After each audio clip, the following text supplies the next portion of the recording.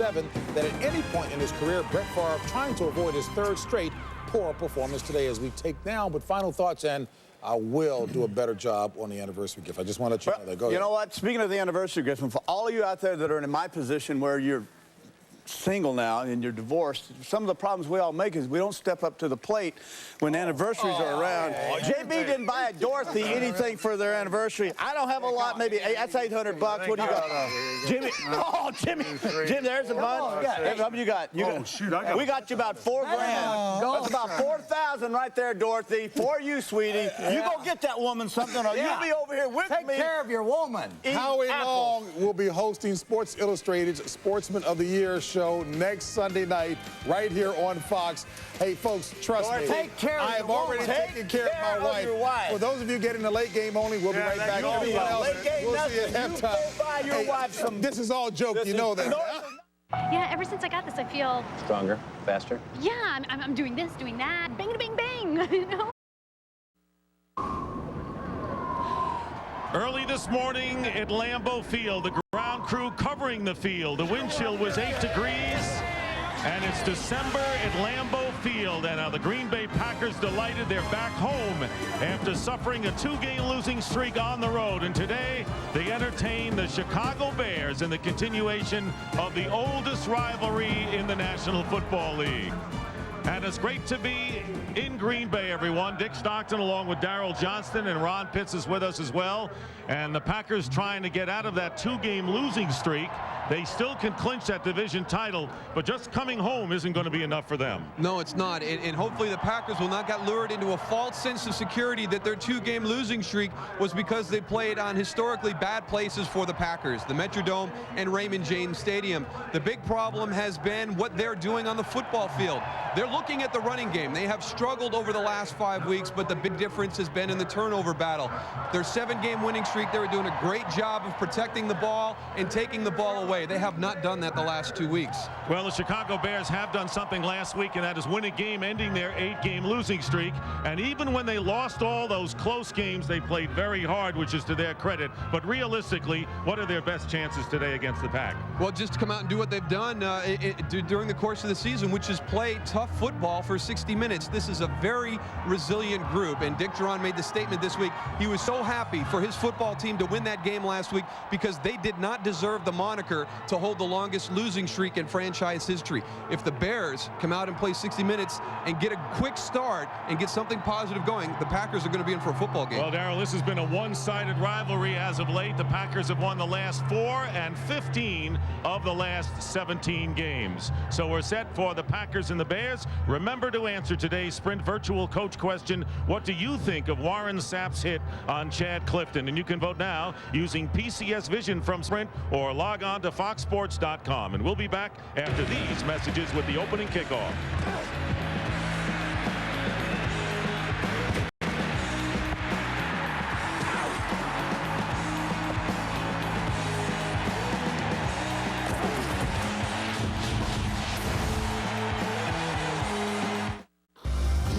Sports welcomes you to the following presentation of the National Football League.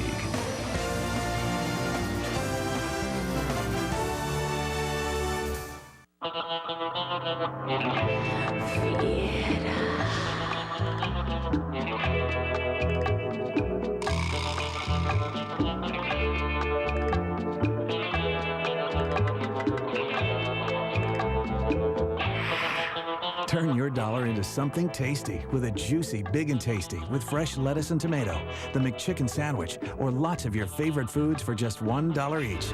Every day on McDonald's Dollar Menu. I am Emmett Smith. I'm Emmett Smith. I'm Emmett Smith. I am Emmett Smith. I am Emmett Smith. No, really, I am. Worried that the you shopping online isn't really you? That's why there's Verified by Visa, a security service that helps protect Visa cards from unauthorized online use with a personal password. This service is only available on select Visa cards issued by participating financial institutions. I am Emmett Smith. Please. To learn more and to check if your card is eligible for this service, go to visa.com/verified. The Agile Play of the Week is brought to you by Microsoft, providing software to help businesses be more agile. Herman Edwards Jets have found an offensive identity behind quarterback Chad Pennington, who displayed some agile moves last Sunday. Fakes at the 5, into the end zone, touchdown! What a run by Chad Pennington! Pennington juked number 55, Eddie Robinson, for the score.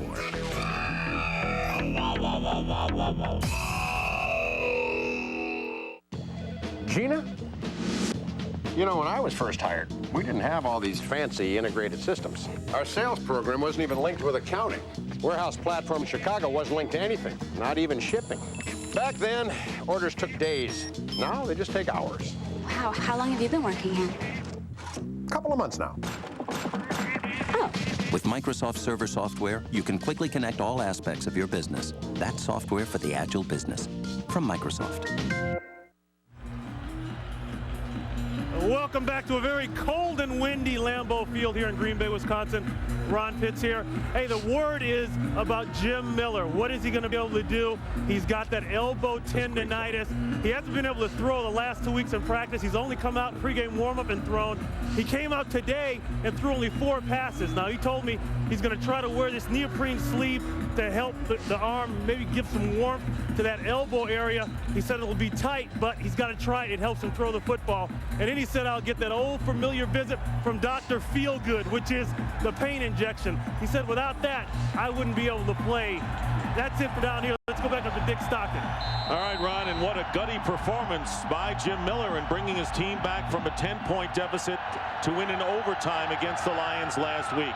The Bears get it first. Ahmad Merritt returning the opening kickoff of the game and will not reach the 20. Antoine Edwards on the special teams tackle. Let's take a look at the Chicago Bears offensive line. Versatile Kevin Doggins again starts at left guard. James Williams at right tackle despite an injury that almost sent him out of action. Anthony Thomas starts at running back. Des White and Marty Booker coming off 100-yard receiving games against the Detroit Lions. Dustin Lyman begins at tight end. And Jim Miller, who said because of the cold and because of his elbow, it might affect the location of his passes. He begins from the 18 with a pass, but that is all nullified as a flag is thrown before the snap. Ron Winter and his crew leading it today. False start. 89 offense. And 5-yard penalty.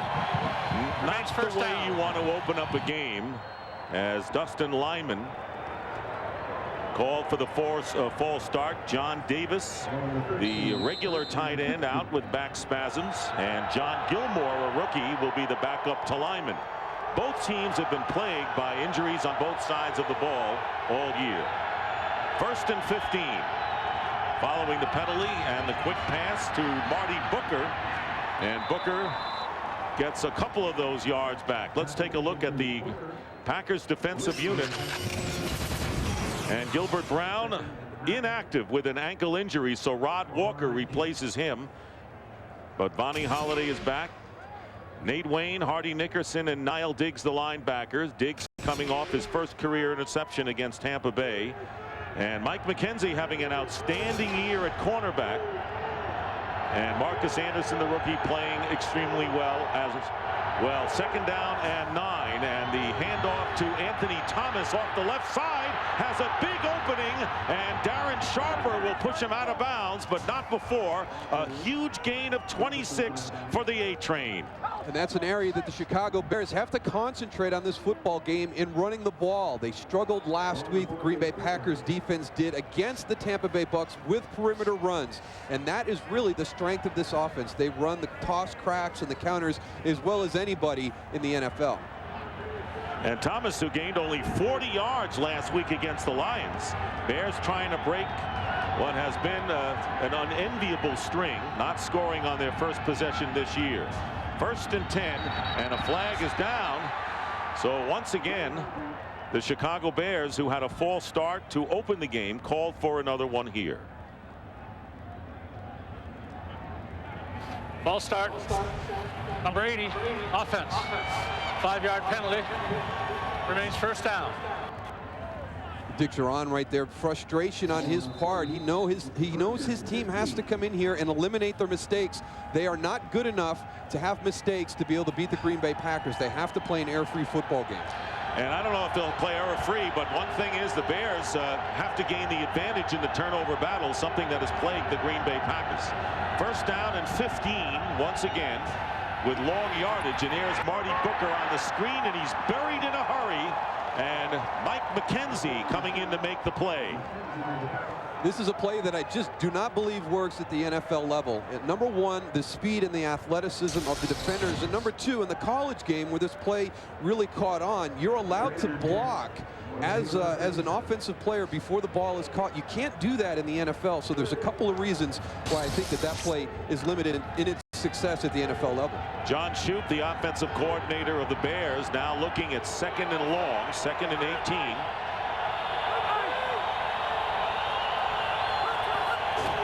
Short of the 40-yard line, and here's Thomas, this time trying to cut upfield, and he's going to lose about 3 or 4 more yards. On the last play, the Bears lost 3 on the screen pass. This time they lose 2 more with Cletius Hunt and Keith McKenzie making the tackle.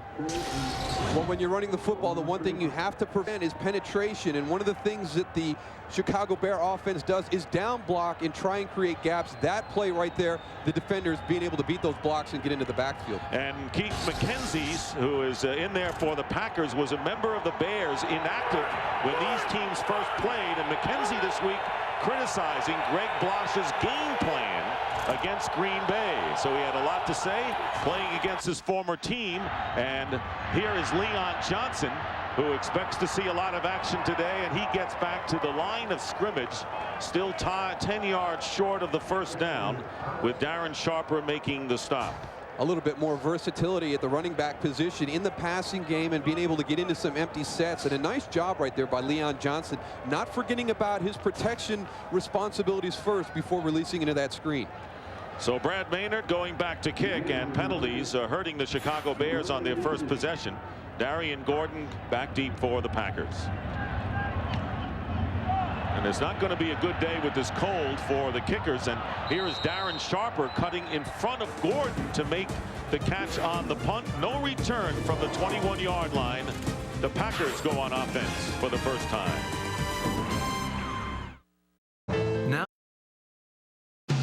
Fox NFL Sunday is brought to you by Southwest Airlines, proud sponsor of the NFL and official airline of Super Bowl 37. A refurbished Lambeau Field, including the locker rooms, shaped as a football, and there is the locker of number 4, Brett Favre, who is starting his 169th consecutive game, most ever by an NFL quarterback, and the longest current streak of any player, looking to undo what has been 2 rocky games for him, as Darryl mentioned, in Minnesota and Tampa Bay. Starting from the 22-yard line, Amon Green stumbling for a couple of yards on first down.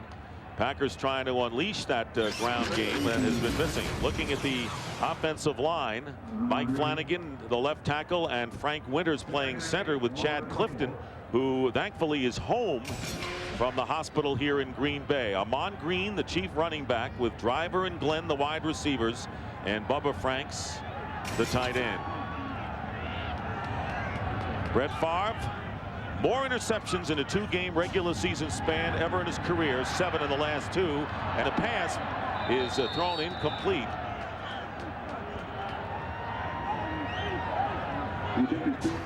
Packers trying to set up a screen pass there, and Amon Green getting caught up with all the rush, and the Packers, one of the better screen teams in the league, just out of sync on that play right there. Favre threw for his season's high in the vicinity of the pass. So he was throwing to the receiver, who was Amon Green, in case anyone was considering that he was trying to just ground the ball. So 3rd down and 8 coming up out of the shotgun is Favre. Had his season's best game yardage-wise against the Bears earlier in the year, looking for a receiver, and loses the ball as he is sacked. And the Bears hoping to recover And they have the Chicago Bears, and it was Roosevelt Coleman, the linebacker, who they said would be blitzing on Brett Favre today, forcing the fumble that the Bears recover.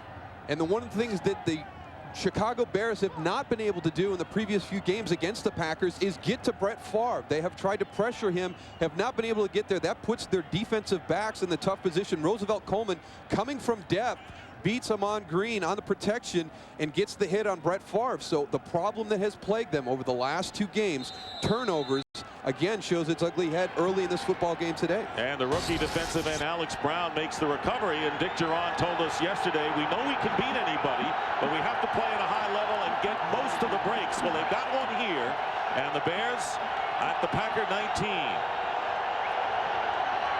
And the quick screen out to Marty Booker, and Booker pushed out of bounds by Tyrone Williams after a gain of 5 yards. Here is the other thing that the Chicago Bears have to work on. Now that they have the opportunity in the red zone, the thing that they have to do is take advantage of this situation. Last year in the 2 games, the first game, they kicked field goals. They were in there 4 times, had to kick 4 field goals. The second time they met, up here at Lambeau Field, they actually had turnovers in the red zone. So this is an area of the field that they have struggled against the Packers recently. There you see the red zone offense for the Bears looking to jump up, and there's the pitch to Thomas, and Thomas is set back. So the Packers laying in wait for Anthony Thomas, limiting him to a 2-yard gain with Nate Wayne in on the play. With under 10 minutes remaining, the Giants jump ahead of the Tennessee Titans in a huge game for both of these teams, really on the bubble as far as the playoffs are concerned, and you'll be checking all the scores dropping down in the right-hand corner right there all day. So the Bears last in the league in rushing and yards per carry, looking at 3rd down and 3.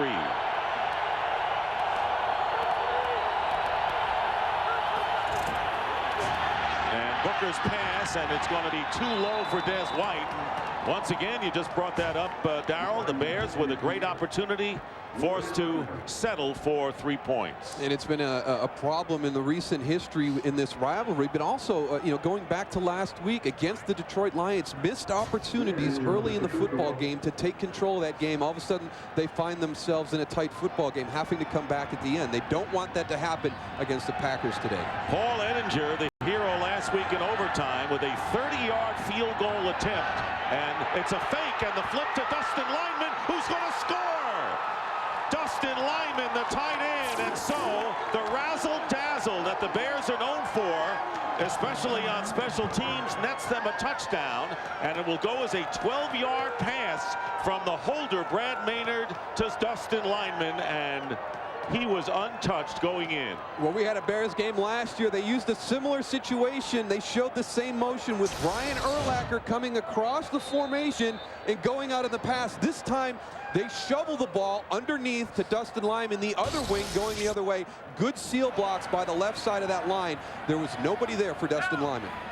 Ettinger on for the extra point, was just on moments ago for the fake. The kick is good, and the Bears lead 7-0. So after all of that, the Bears don't have to settle for 3.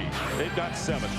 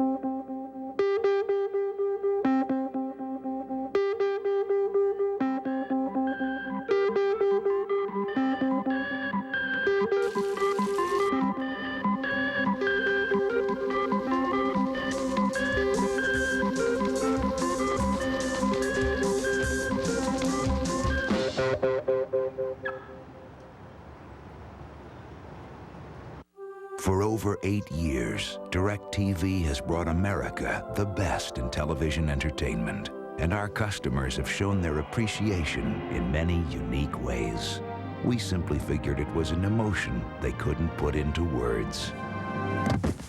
Until now. DirecTV, ranked #1 in customer satisfaction among satellite and cable subscribers by J.D. Power and Associates. Get a 2-room DirecTV system with installation for under $50. Fox NFL Sunday is brought to you by DirecTV. Movies, music, and exclusive sports from the leader in digital satellite entertainment. By Volkswagen. On the road of life, there are passengers and there are drivers. By Zales, the Diamond Store. And by Visa. It's everywhere NFL fans want to be. And we are back in Green Bay. Yes. It is December, it is cold, and the Chicago Bears are hot as Dustin Lyman scoring the touchdown. And you mentioned the trickery on the special teams, and it was Maynard who threw a touchdown pass against the Redskins last week. We saw it to Brian Urlacher, a 27-yarder after a fake. So when you're 3-8, you've got to try things like this. And the kickoff, and the ball is picked up by Javon Walker and taken out to the 36-yard line. As we'll see the touchdown again. Let's go back and look at that fake. You're looking for something here. What you've got is 8 guys away from the ball. Now they're going to motion Brian Urlacher across. That draws everybody's attention. Now here comes Dustin Lyman the other way with a little shovel pass. Bernard Robertson and Brian Robinson, some great blocks out front. A good use of an old look. I am Emmitt Smith. I'm Emmitt Smith. I'm Emmitt Smith. I am Emmitt Smith. I am Emmitt Smith. No, really, I am. Worried that the you shopping online isn't really you? That's why there's Verified by Visa, a security service that helps protect Visa cards from unauthorized online use with a personal password. This service is only available on select Visa cards issued by participating financial institutions. I am Emmitt Smith. Please. To learn more and to check if your card is eligible for this service, go to visa.com/verified.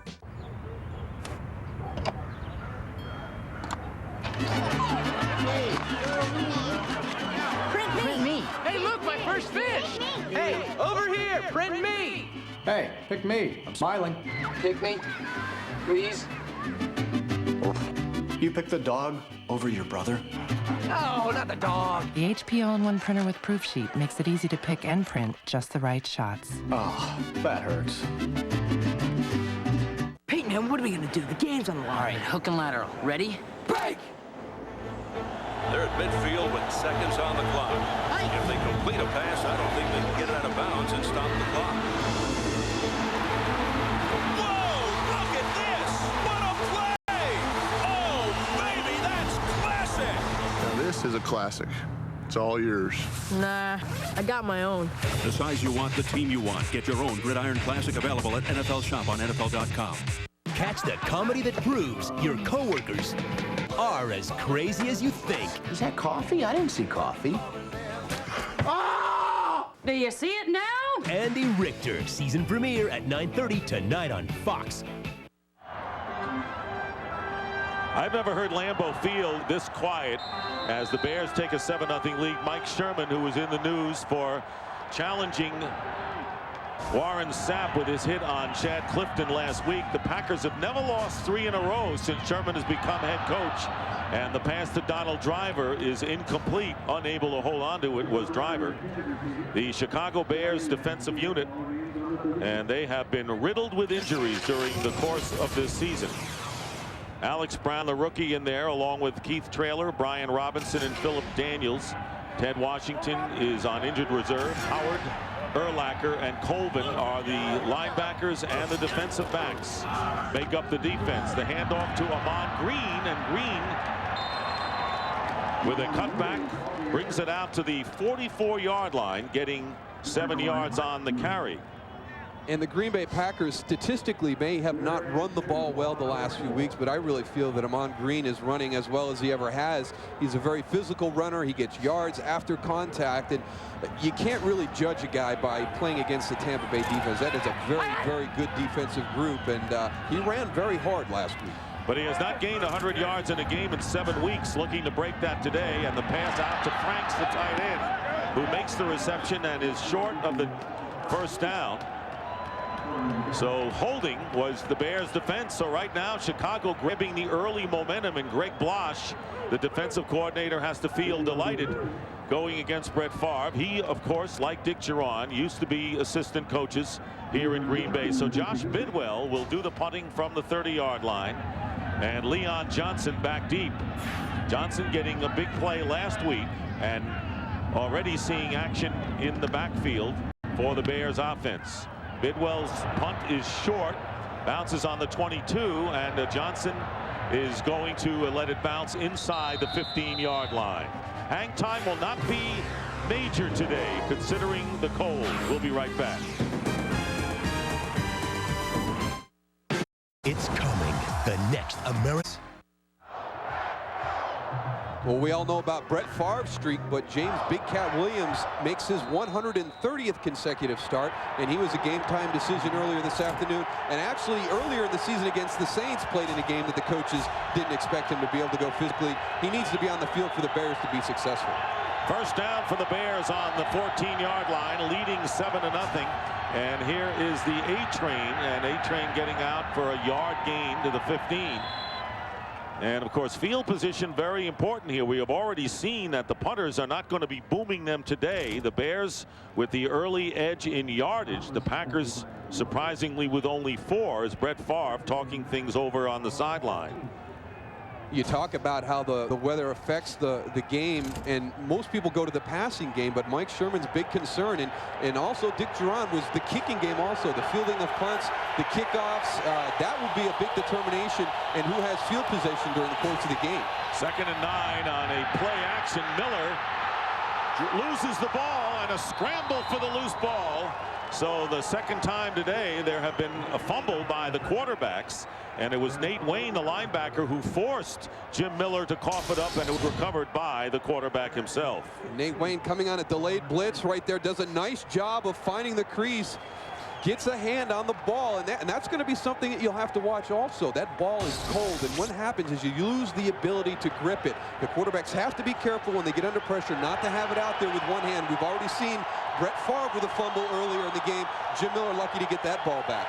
Loss of 5 yards, 3rd down and 14, and the Packers looking to tee off here, showing blitz at the line.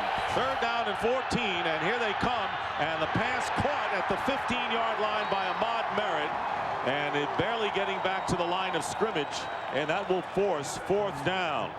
So Tyrone Williams coming up to the line, and the Bears will bring in Brad Maynard to do the kicking. 23 degrees, and with the wind chill, it's down to 13 degrees. The wind at 8 miles an hour. There was heavier snow earlier this morning, and it has tailed off. Darian Gordon standing on the Bear 40-yard line, and here is a line drive fluttering kick, and it is fielded by Gordon, and Gordon is hit hard, and he loses the ball, and it's knocked back. And the Packers apparently have recovered at midfield. So Ravi Abdullah with a ferocious hit, but the Packers have it in Bears territory. We'll be back. Now youth players and coaches can learn football from the NFL with the Junior Player Development Interactive DVD Kit. To register to get your kit, go to NFLYouthFootball.com. What a great hit by Ravi Abdullah. And this is a running back. I mean, you can't do this much better if you're a defensive player. Look at that. Helmet right on the football. He knocks Darian Gordon 2 feet backwards. Packers lucky to dodge another bullet and not have another critical turnover out near midfield. What a great hit. And there is Darian Gordon. As much as that hurts on a normal day, it hurts just a little bit more today. I bet. Abdullah, former Tampa Bay Buccaneer, where Packers know full well how hard they hit. Here is the flip to Amon Green, and Green getting back to the line of scrimmage. No gain on the play. And Brett Favre, in talking about this game, said, look, even though we defeated this team in Champaign earlier in the year, he says, I know that we're going to see the best of these Chicago Bears today. And Dick Duron, talking to his team, said we did not failed to tell them how significant this rivalry is. It's genuine all the way. And the Bears have had the short end in recent years. 2nd down and 10 at the 49 of Chicago. Here is Favre, and the pass bobbled and caught by Green and hit at the 46-yard line for a pickup of 3. And right now, let's send it down to Ron Pitts. Well, Dick, you saw the hit on Darian Gordon there. He's got a bruised sternum. They're checking him out right now. Looks like he's just trying to get his wind back, get his bearings back to see if he can get back in this football game. That's it from here, Dick. All right, Ron, thank you very much. Good to have Ron Pitts back at Lambeau. Of course, his father, Elijah Pitts, a terrific running back in his day, playing for Vince Lombardi in the glory days of the Green Bay Packers. 3rd down and 7. And there's Brian Urlacher, who is eyeing Brett Favre. Packers still looking for their first down, and they've got it. Donald Driver on the receiving end, and he regains his footing and inside the 5-yard line. The Bears missed a big tackle, and Driver, getting at least 15 extra yards, picks up 42 in all. I don't know why everybody continues to say that Donald Driver is not a physical receiver. He catches the tough ball shallow across the middle, and watch him shug off Mike Green right here. You tackle him up high. He has done this several times this year where he has broken a tackle to extend a play. I don't know why they just don't consider him a tough physical football player. To me, every week he shows again and again that he is. So Donald Driver with a great run, 1st down, and tackled is Ahman Green by Keith Traylor. And Traylor, who has lost his buddy Ted Washington up front on the defensive tackle position, knocks Green back for a 4-yard loss. Well, it's not very hard to lose sight of Keith Traylor. Now, I don't know what happened right there in the Green Bay Packers blocking scheme, but that's a man you want to account for, and he's pretty easy to find. Well, what's happening up there, and of course that's plagued the Bears as well, is the fact that Mike Flanagan, who's done a great job as center playing left tackle, it was successful earlier this year when Chad Clifton was out with a knee injury, but right now it is 2nd and goal, and there is Favre dropped inside the 5. Donald Driver cannot hold on, bringing up 3rd. I think the funny thing that a lot of people don't understand is Brett Favre's not a real big fan of playing in cold weather either. You know, he has to do it, and I think a lot of people feel that that is the advantage when you come to play in Lambeau Field, that Brett is just so good at playing in the cold weather that's where the difference comes. But he doesn't enjoy it either. He throws a good ball. You saw right there, delivered nicely to Donald Driver, but I was surprised to find out that he's not a big fan of playing in cold weather. 3rd and goal at the 8. You didn't have to worry about that in Dallas. Ahman Green splitting, and the pass caught inside the 5 by Bubba Franks and knocked back. So the Bears defense holds and will force the Packers to go for 3. So the Chicago Bears with a big 3rd down stop here. Bubba Franks doing just a little turn-in route right there, but watch all the Bears come into your screen one after another. You got 4 guys right onto the football, and that's what this defense does. They do not allow you to have any room to breathe once you get a ball. Mike Caldwell the first to get to Franks. So Ryan Longwell trying to give the Bears some points here. A 21-yard field goal attempt, and the kick is good. Ryan Longwell's field goal cuts the Bears lead to 7-3. I can't sleep, Mom. There are monsters in my closet. With the Packers last year out of Temple University as Chris Chandler inactive. He was the starter last week. Ahmad Merritt returning the kickoff for Chicago, and he is cut down. Whistle did not blow, and picks up a few extra yards close to the 30. Well, great news, America. Andy's back. Andy Richter returns to Fox tonight with the season premiere of Andy Richter Controls the Universe, the show that TV Guide calls the best mid-season comedy. That's tonight at 9:30, 8:30 Central, following an all-new Malcolm right here on Fox. Well, it's been kind of a subdued first quarter for the fans here in Packardom. Ever since that fake field goal by the Chicago Bears, there's been a big letdown in the stands. I think there was some emotion that they had held him to a field goal, but the Chicago Bears pull a little trickery to get those 7 points. They're starting to get back into it now, though. Marcus Robinson Lined up to the right with 3 wide receivers on first down, and Leon Johnson trying to go outside, and a penalty flag is thrown. Leon Johnson, a good all-purpose back. Ron Winter indicating holding against the Bears.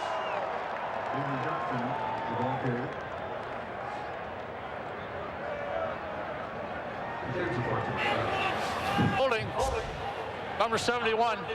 Offense. Penalized a 10-yard penalty. Retreat first down. So Big Cat holding, and that will bring the ball back to the 17. And with the long action on that run play, a very difficult block for James Williams, holding at the point of attack. That play took quite a bit of time to develop. Bears have been in long yardage situations throughout this first quarter, facing first down and 20. And Jim Miller's back to throw and going to Marty Booker underneath, trying to turn the corner, and he does effectively as he tight ropes his way down the sideline and goes out of bounds and gets enough for the first down. They needed 20, they got 21. And you have to be aware of Marty Booker's speed. He does a lot of routes underneath coverage, and you consider him a big physical wide receiver, but look at him turn the corner right here on Nate Wayne and Marcus Anderson. He's very deceptive in his ability to break away. And Marty Booker, as a result of that play, becomes only the 2nd receiver in team history. Back-to-back 1,000-yard seasons. Curtis Conway, back in the mid-90s, was the only other Bear to do it. First down on the 38-yard line, play action, and Miller firing in traffic and unable to hold on is Dustin Lyman. And right now for a game break, let's return to James Brown in Los Angeles. Hey, Dick and Darrell, you know, Carolina trying to snap an 8-game losing streak. Rodney Peete hooking up with the tight end Wesley Walls. That makes it 7-3 Panthers. And this Priest Holmes 5-yard touchdown run makes it 10 straight games with the rushing touchdown. He is the league leader with 21 overall touches. Back to Dick and Darrell. All right, the early action getting underway around the National Football League.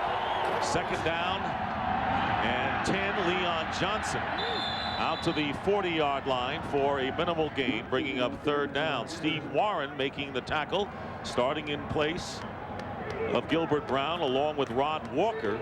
And there you see Aaron Campman coming off the field, suffering the broken hand, inactive last week, and back in the group this week.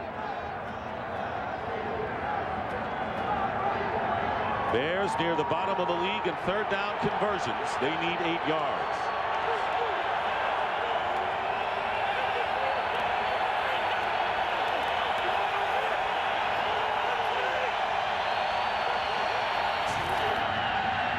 And Miller getting time, and the pass knocked down in midfield by Todd McBride. Des White was the intended receiver, but good coverage that time by the Green Bay secondary.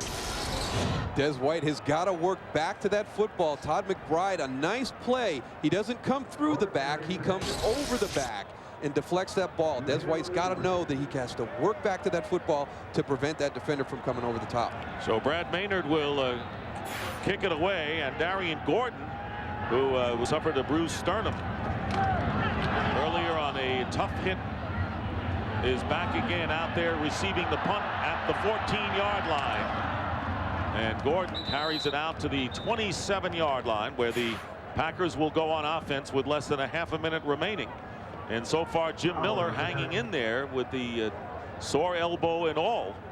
And the Bears with the lead. And we want to remind you that coming up next, the second part of our doubleheader, as the St. Louis Rams try to stay in the playoff hunt when they travel to Philadelphia to take on the Eagles with yet another quarterback this week. What a great performance last week by the Philadelphia Eagles as a team with Coy Detmer. He goes down. Now it's A.J. Feely's turn. The Rams dodge a bullet with the loss to the Redskins last week with the help from the Eagles beating the Niners. And can the Eagles do it again with a backup? And here is Favre backing up and completing the screen pass to Ahman Green. First down for Green, and losing the ball, but down by contact was Green at the 43 after picking up 15 yards. And that apparently will be the last play of the first quarter. Brian Urlacher down by contact downfield to make the tackle, and that will take care of things in the first quarter. Well, the crowd, anything but full throat at this point. At the end of one, Bears 7, Packers 3. Will continue after these messages.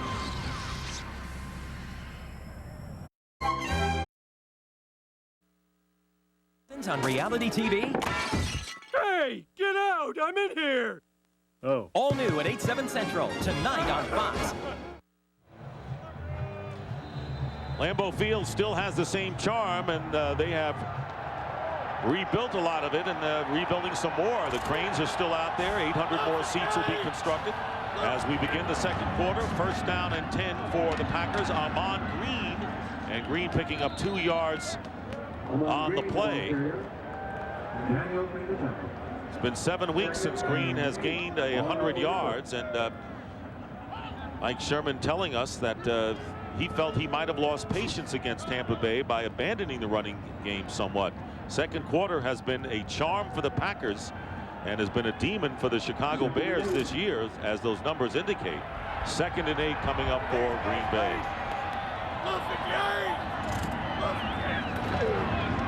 And again, it's Green finding an opening, first down. So the bread and butter, Brett Favre sticking to the ground. Amon Green with a good block from the wide receiver, Robert Ferguson, picking up 14. And this is what you have to do with Amon Green. Get him into some quick hitting plays. Take away the speed and pursuit of the Chicago Bear defense. And as you pointed out, Dick, he's into the secondary immediately with a nice block by Robert Ferguson. Well, Green already carrying the ball 6 times for 22 yards. And the Packers on the Bear 42-yard line. Green in motion to the left. Favre looking to the right and hits the tight end, Bubba Franks. And Franks is down at the 36-yard line after a 6-yard pickup by Alex Brown, rookie from the University of Florida. Talking to Brian Urlacher last night, fighting this uphill season. The Bears having lost 8 in a row before last week. Credited the coach Dick Duran. He says the respect for him, one of the main reasons we have stuck together. And here the Bears have a 7-3 lead. 2nd and 4. Favre with the high snap and going downfield and intended for Driver and off the back of Jerry Azuma, and no flag is thrown. Crowd looking for a pass interference call, as is Donald Driver. Donald Driver gets a nice release. He kind of turns Jerry Azuma a little bit. He's got him beat, but don't forget about safety help over the top. Here comes Mike Brown into your picture. And sometimes Brett Favre, he admitted to us on Saturday that sometimes he gets in trouble because he's fit that ball in before. He knows he can do it. And even though maybe the coaches say that, hey, that's not where that ball is designed to go, he'll continue to take that shot. And the crowd looking for the call because Azuma did not play the ball.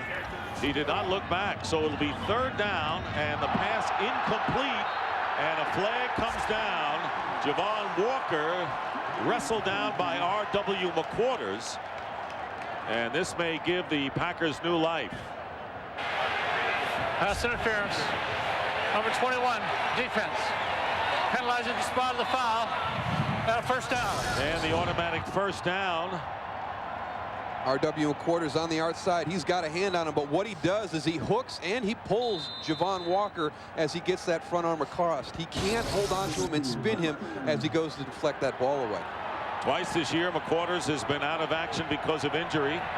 Has been back in 1st and 10 now on the 32-yard line of Chicago. On the end around, Donald Driver looking for an opening, and Driver getting inside the 30 and wrestling down by 4 or 5 white shirts, picking up only 3 yards on the play. And right now, let's check in again with James Brown for a game break. JB. Hey, Dick, what a way to close out the first quarter for Kansas City. Take a look at Dante Hall in the Kansas City record books. Longest punt return for a touchdown, 90 yards to pay dirt, 14-0. Kansas City back to Dick, Darrell, and Ron. Kansas City, JB, trying to keep their slim playoff hopes alive. They're trying to get back to 500 today. Meanwhile, here at Lambeau Field, 2nd down and 7 on the Bear 29. Good job, 4. Play action for Favre. He's got a lot of time, and falling down was the receiver Bubba Franks, and it looked like he was open and might have been shaken up in the process. And another one of those situations where you get a tip ball going back into the secondary. Mike Brown unable to react to that deflection, but stumbling coming out of the break. Brian Urlacher picking him up in coverage. You get a little bit of incidental contact right there. Actually not stumbling coming out of his break, but Brian Urlacher getting tangled up with Bubba Franks. 3rd down and 7. They're scoring on a gimmick play for their touchdown. And the handoff to Amon Green, and Green is going to be snuffed out at the 28-yard line. And a good defensive play by Mike Caldwell and Brian Robinson, picking up about 2 yards. 4th down coming up, and no sign of the field goal team coming in, so the Packers will go for it on 4th and 5 apparently. I like the call by Mike Sherman right now. This is a field goal attempt that's going to be very iffy with the wind conditions here.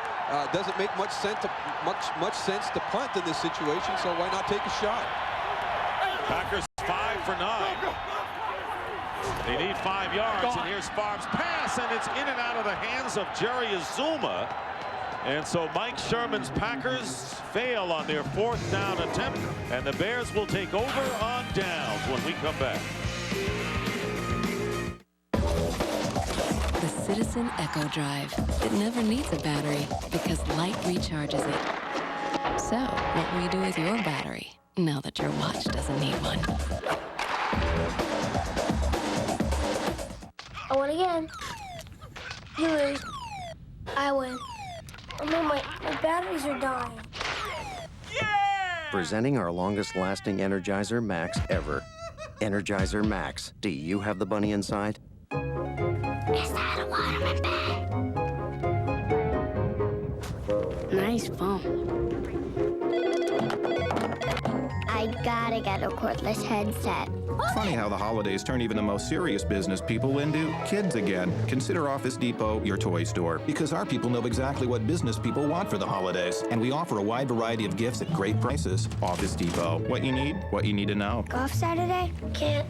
It's my weekend with the kids. When you need a cup, pour some sugar ramen. Sugar ramen? Yeah, soup. Freeze. A call to the library could help her out. Good thing T-Mobile lets her call whenever she wants. Go. Says here, pour some sugar on me. I'm hot, sticky, sweet. The most one-ever minutes, free long distance and roaming. Only from T-Mobile. Get more. Fox NFL Sunday is brought to you by Enterprise Rent-A-Car. We'll pick you up. By T-Mobile. Get more minutes, more features, more service. By Citizen Echo Drive, a revolutionary watch that never needs a battery. And by Heineken. It's all about the beer. Heineken.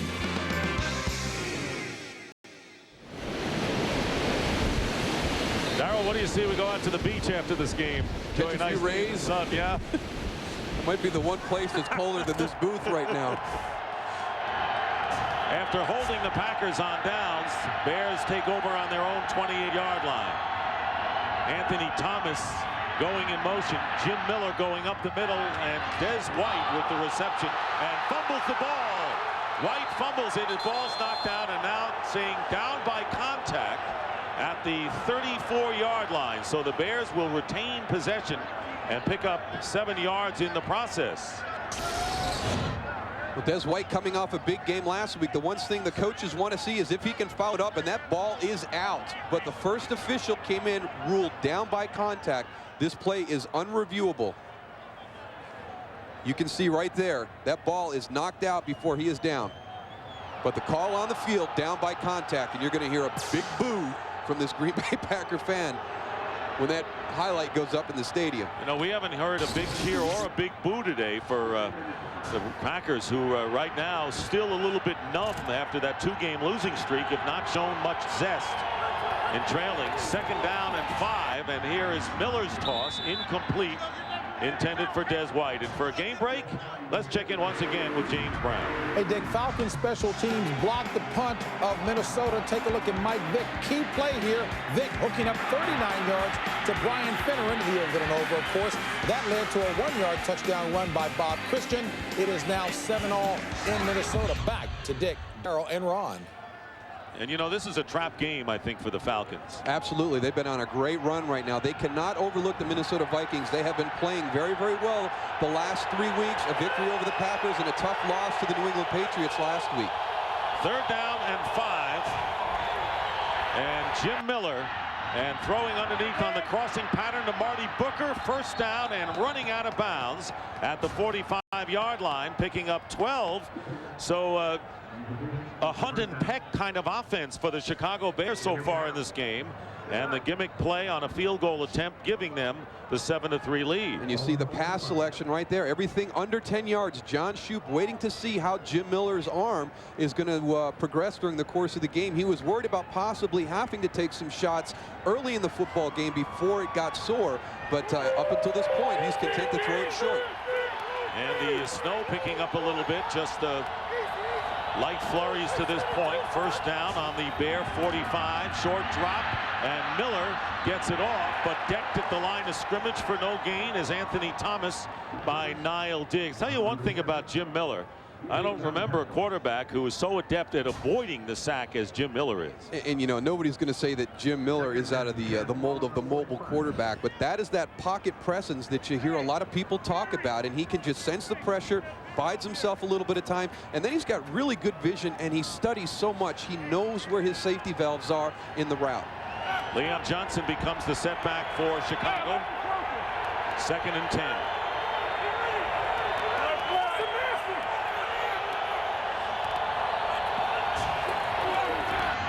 Miller going on the outside to John Gilmore, and the rookie from Penn State, who was not drafted, picking up 5 yards in the process into Green Bay territory. So Gilmore forced to play with Davis on the injured list. And this is another player that the Chicago Bears are very high on. Marty Booker goes deep to draw some coverage down. John Gilmore, a catch on the sideline, unfortunately stepped on the line and lost a few yards as he tries to extend that play down the field. And talking with Dick Duran, he said Gilmore more of a blocker than a receiver, but he caught that pass, his first of the season. And the Bears 3rd down and 5 at midfield.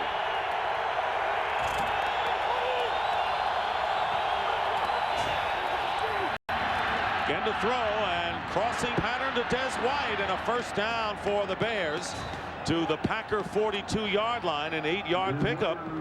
So converting the 3rd down are the Chicago Bears, who lead at 7-3, playing a very smart game, and certainly keeping this Lambeau crowd out of the game. And keeping the Lambeau crowd out of the game and keeping that gentleman right there on the sideline, Brett Favre. And one of the things that you have to do when you play the Packers is to have ball control as an offense and keep him off the football field. It's something the Chicago Bears did a great job of last year, but struggled with this year. They're off to a good start this afternoon. On the 42 of Green Bay, Leon Johnson cutting off tackle and bursting inside the 40-yard line for a pickup of 4. Leon Johnson getting a lot more play. You remember he was known as the natural when he played at North Carolina because he could do so many things, all-purpose yards.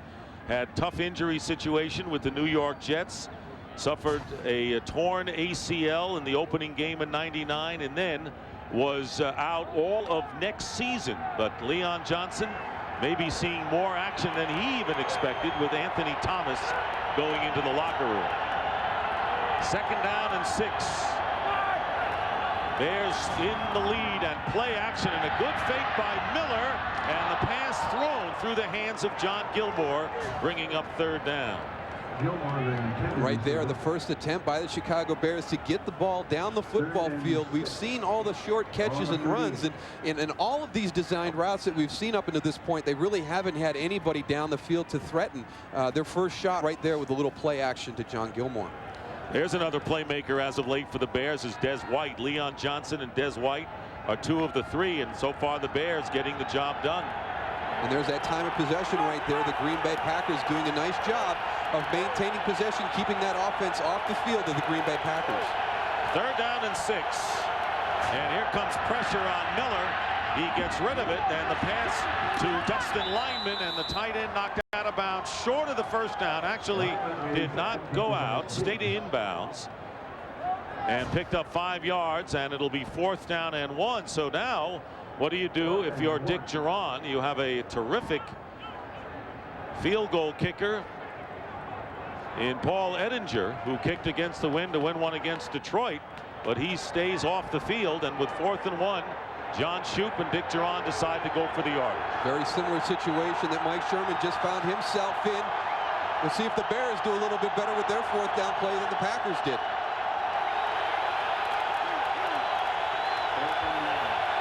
Damon Shelton and Leon Johnson both in the backfield, and play action, and Miller is going to throw, having trouble finding a receiver, and fires it downfield, and it is caught by John Gilmore. And a flag is down back where Miller unleashed the pass. This would be an 11-yard pickup pending the penalty. So John Gilmore forced into action and seeing a lot of activity here in this first half. The call from Ron Winter. And roughing the passer called against the Packers. Personal foul, roughing the passer. Number 73 defense. Penalized half the distance to the goal. And a first down. And here is Mike Sherman with a stern look on his face. Well, Keith McKenzie, the new addition right there, a little extra shove on Jim Miller. And you talked about his ability to scramble and buy time. What a great job right there. That play is breaking down on 4th and 1. Jim Miller buys his time, gets the ball down the field. Great adjustment by John Gilmore. And McKenzie with that extra swap. And of course, he's the former Chicago Bear who was critical of the Bears for their game plan earlier in the year. So it's first down on the 11, and here's Leon Johnson bursting inside the 10-yard line to about the 8. You've got to be smart as a player who's going against your former team. You've got so much emotion, and you want to have such a good afternoon, but you got to guard against doing something foolish. And Keith McKenzie right there, he made a statement during the course of the week criticizing his ex-coaches, and now he's out here with a penalty at a critical time and a critical drive. So he's got to maintain his emotions right now going against his old teammates. Hey, this Green Bay Packer team has been in a funk, and coming back to Lambeau has not been the magic potion, at least to this point. 12th play of the drive coming up.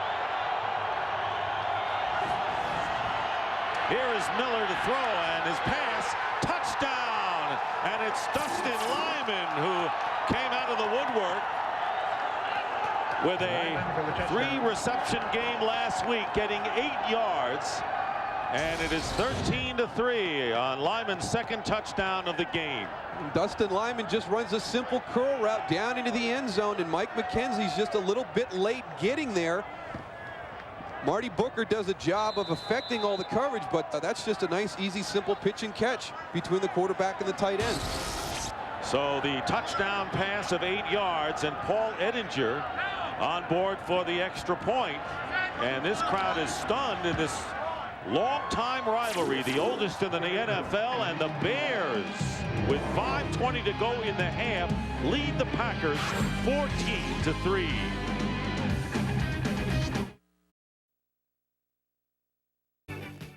This January. Ron Fitz back here in Green Bay. Injury update from Chicago. Anthony Thomas, he is in the locker room. He has got a sprained index finger. They're checking him out. We'll keep you updated on that situation. He's getting an x-ray. Back up to you, Dick. All right, Ron, thank you very much. And the Bears have to feel good about themselves. An impressive 12-play, 72-yard drive in which they passed on 10 of the 12 plays. So nothing conservative about the Chicago Bears except the kind of pass plays they are using. Javon Walker fielding the kickoff from the 5. And the Packers trying to get back in the game. Walker gets away from a defender, and it's Edinger, the man who kicked off, who ultimately makes the tackle after a 30-yard return. Paul Edinger, Mr. Special Teams for the Bears. Fox NFL Sundays brought to you by Chevy Trucks, the most dependable, longest-lasting trucks on the road. Coming this February, the world's best drivers return to Fox for the 45th running of the Great American Race. The Daytona 500 drops the flag on 15 weeks of NASCAR coverage, returning this February to Fox. Well, the Green Bay Packers have never lost 3 in a row since Mike Sherman has been head coach, but they trailed 14-3. And on first down, the play action, and there is Favre, who dumps it off, and they may even lose a couple. Bubba Franks, the tight end, making the tackle for a 1-yard gain. And you mentioned it, Dick. This was a textbook drive by the Chicago Bears, but they got a break early in that drive. Des White, a fumble. He's ruled down by contact. He comes back later on with a critical 3rd down catch, and now on 4th and 1, John Gilmore does a nice job of finding a little bit of an opening, and the culmination, a nice pitching catch to Dustin Lyman for the touchdown. Thus 14-3 the score. Jim Miller hanging in there. Brett Favre trying to get into the game and passing to William Henderson out of the backfield for a pickup of 4 yards. Good tackle, Bobby Howard, the outside linebacker for the Bears, and a gain of only 3. And Mike Sherman admitted to becoming impatient, not only last week against Tampa Bay in the second half when they faced bad field position, but also against the Minnesota Vikings when they fell behind 14-0 early in that football game. We'll see what his response is this week, but right now, that's 2 passes. He's got to continue to keep pounding Amon Green in that running game. He has gained 23 yards on 7 carries. And here is Favre still looking, and Favre, who can ad-lib with the best of them. And this pass caught shy of the 50. It'll be a first down. Donald Driver, who has emerged as Favre's favorite receiver. And he is the guy that he has the most experience with. Donald Driver knows that Brett Favre will continue to extend the play. He continues to work on his route. That is one of the things that he has to work on with Javon Walker, with Terry Glenn, with some of the other receivers. He can throw that ball from any position. There is not a bad situation that Brett feels uncomfortable to throw. So a first down for the Packers on the 48, and here is Amon Green. And Green has been running well. He's got a first down for the Packers, getting 12 yards. And when you have an Amon Green on your team, you can't abandon the running game too soon, as evidenced here. And Brett Favre knows how important it is to have Amon Green running the ball effectively. That just makes his job easier. But look at the way he finishes that run. I mean, he's got a guy hanging around his legs, and he just runs right through Damon Moore. Came into the game having gained 889 yards, closing in for a 3rd straight 1,000-yard season. First down and a fake, and here is Favre on the bootleg, is going to carry himself and slide at the 30-yard line, and the Packers pick up another first down, as it appears. So Green with the run, and now Favre with the bootleg. And a guy, even with his bad knee and everything else that's going wrong with him physically, you know, he is such a competitor. And actually, Jerry Azuma right there, very lucky. Brett Favre, when he slides in feet first, you're not allowed to come in and hit him. He got away with one right there. Packers picking up successive first downs on the 30-yard line, and there's Favre quickly to Driver, who is put down in a hurry by R.W. McQuarters, but picking up 5 yards in the process. 2-minute warning here in Lambeau, 1:57 to go in the half.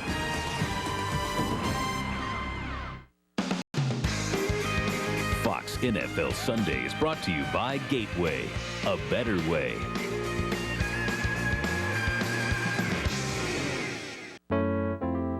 Way cool. Way. 2-minute warning here at Lambeau Field. It's amazing how things changed. 2 weeks ago, the Green Bay Packers, best record in the league. Everything will go past Lambeau. Now, right now, the Green Bay Packers wouldn't even get a bye in the playoffs. And that's the big problem. They do not control their own destiny at this point, and just 2 weeks ago they did. All they had to do is take care of their business. What they've talked about now, winning the last 5 games of the season, this is when everything starts to settle in for the playoff picture and not worry about anybody else. And this is where they do their best work toward the end of the half. As you can see, they have been very consistent scoring-wise. And Amon Green carries and picking up 6 yards. And a first down for the Packers.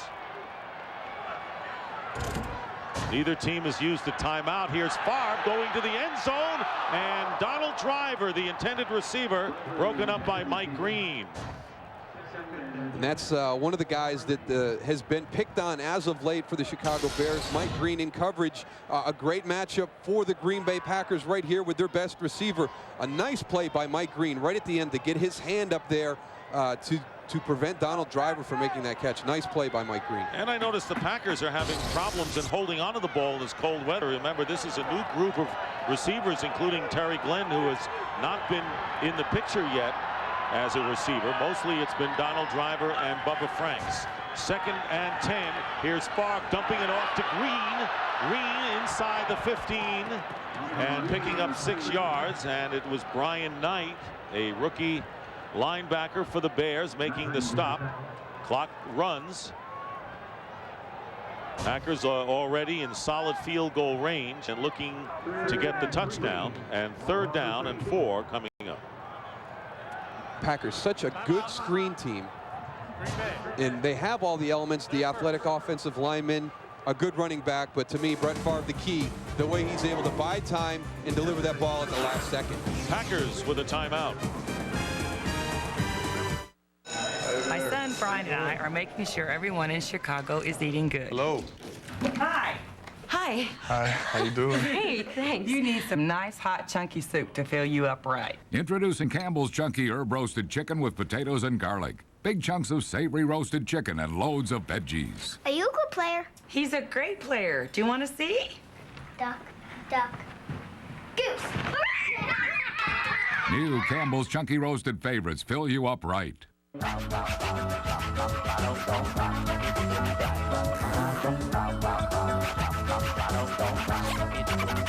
Introducing Dockers, flat front mobile pant. Nice pass.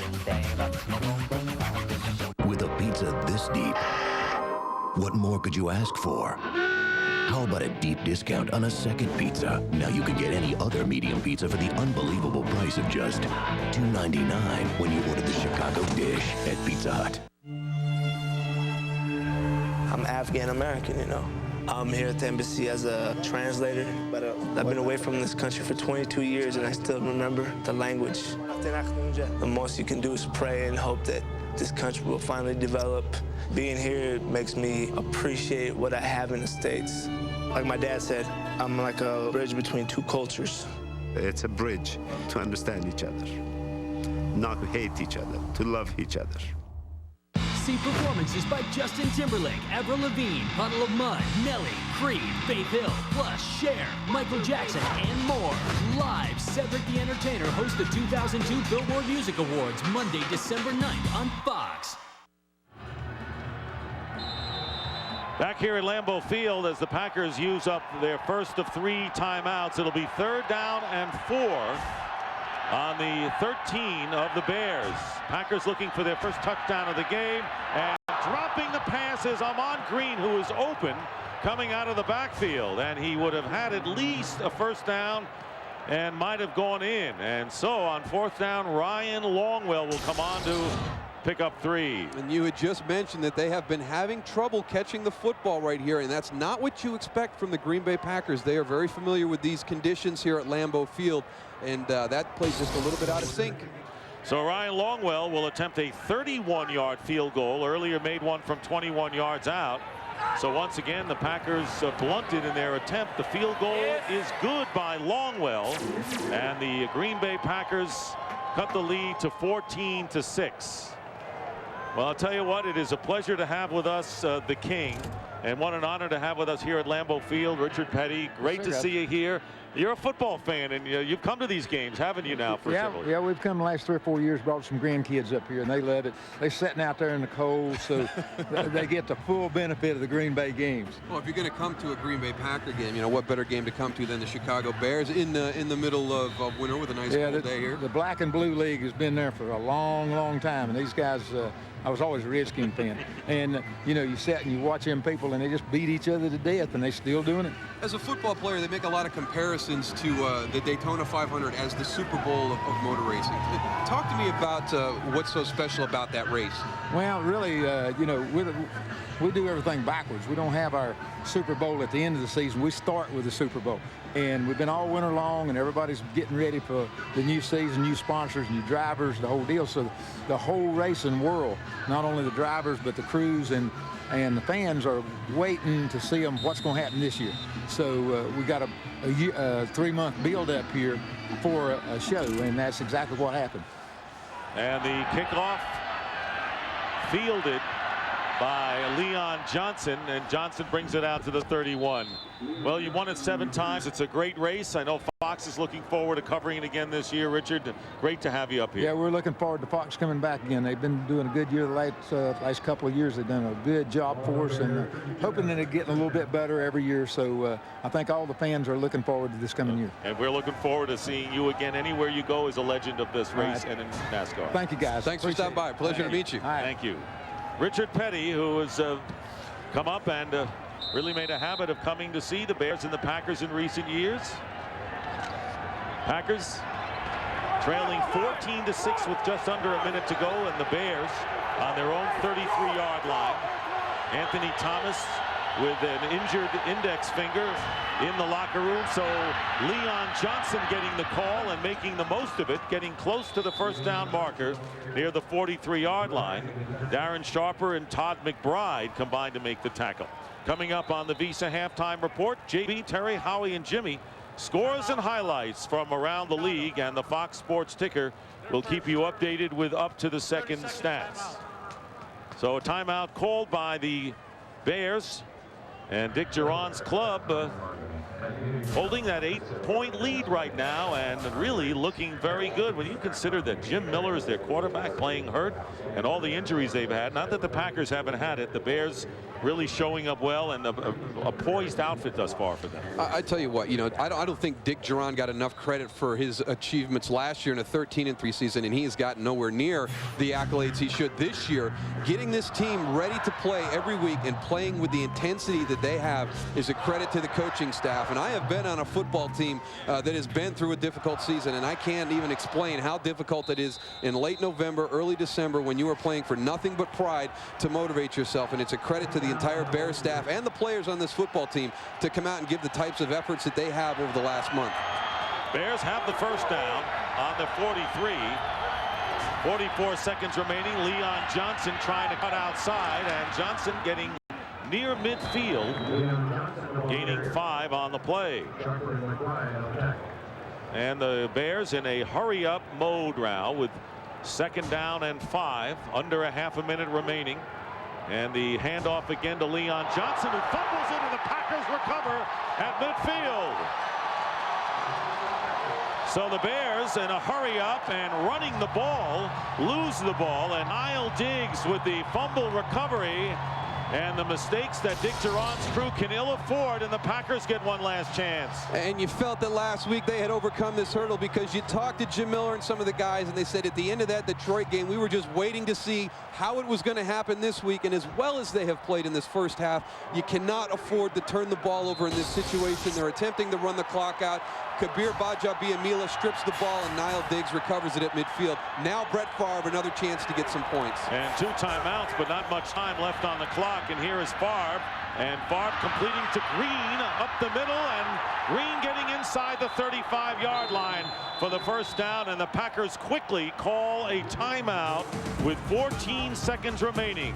A big gain of 16.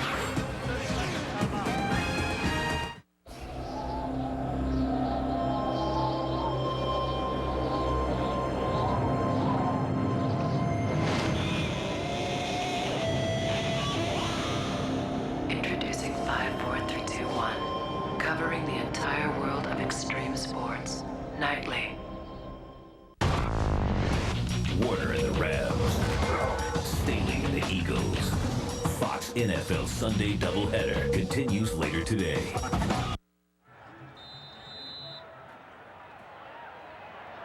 The Packers a chance, and some of their fans in an early celebration style.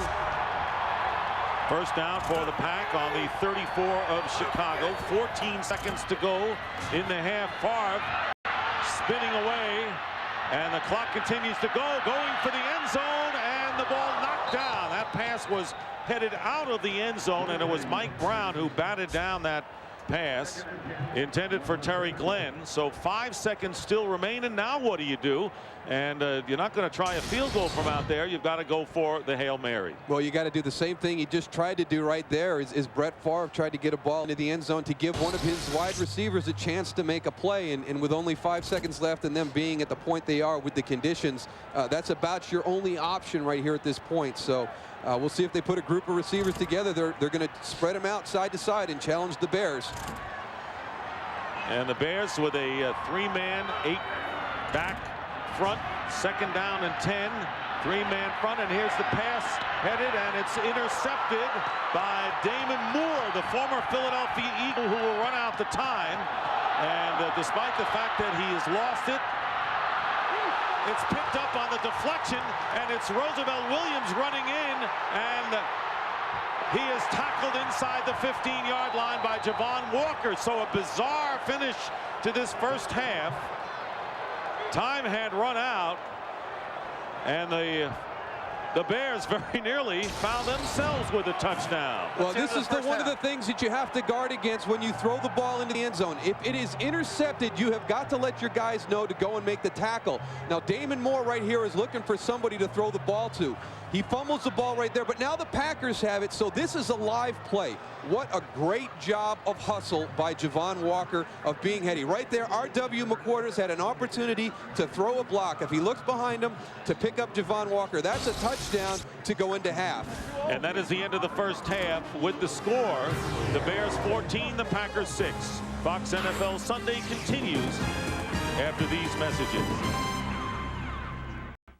Green Bay trying to clinch the division. All right, JP, let's get you caught up on some scores around the league. Always wanted to say that. Green Bay, Brett Favre, after a fumble, the Bears line up for a field goal. It's a fake. Holder. Maynard tosses this one to Lyman, a tight end, touchdown of 12 yards. The Bears off and running 7-0. Miller back. Lyman again hooks in the end zone. It's then 14-3. 14-6 is your score at half. Favre, 9 turnovers in the last 10 quarters. The Bears are not in hibernation. Good football game. Last week, they got more banged up, obviously, with the Chad Clifton thing. They've got a number of injuries up there, but to look this bad right now is really surprising. You got to have a little bit of a hangover effect from that Tampa game as far as the distractions all week long on not only the players, but also the head coach, Mike Sherman. Well, the hangover thing got me. Well, I thought you'd like it. I did like that. I don't understand what's happened. I do know the interception. Favre now with, what, 9 turnovers in 10 quarters, but you know, a couple of those have been at the end of the half and desperation passes. I don't put a lot of stock in that. And it's cold there. He's a good cold-weather quarterback. But second half, he owns these Bears. Second half. Mark it down, JD. Partners don't correct each other on air. They kind of slip a little note to the other guy and let him just do that. 10 turnovers in the last 10 quarters. Yeah, so that's the way you work. I don't Visa mind halftime. I'm used to being I used to stand in the corner a lot. No problem with me. Visa is proud to celebrate the fans this season. Visa, it's everywhere NFL fans want to be.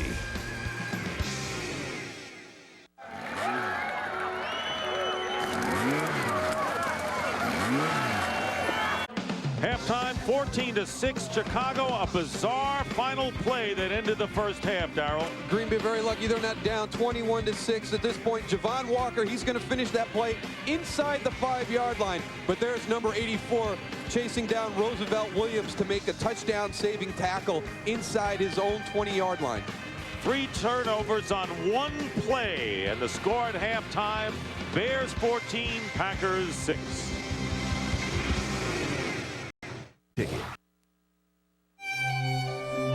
I teach high school at home, history, and 2 years ago I was telling my students that this was the worst place on the planet to live. I'll be able to go back and say, it used to be like this, but now I see that slowly human rights are improving here. Oh my God!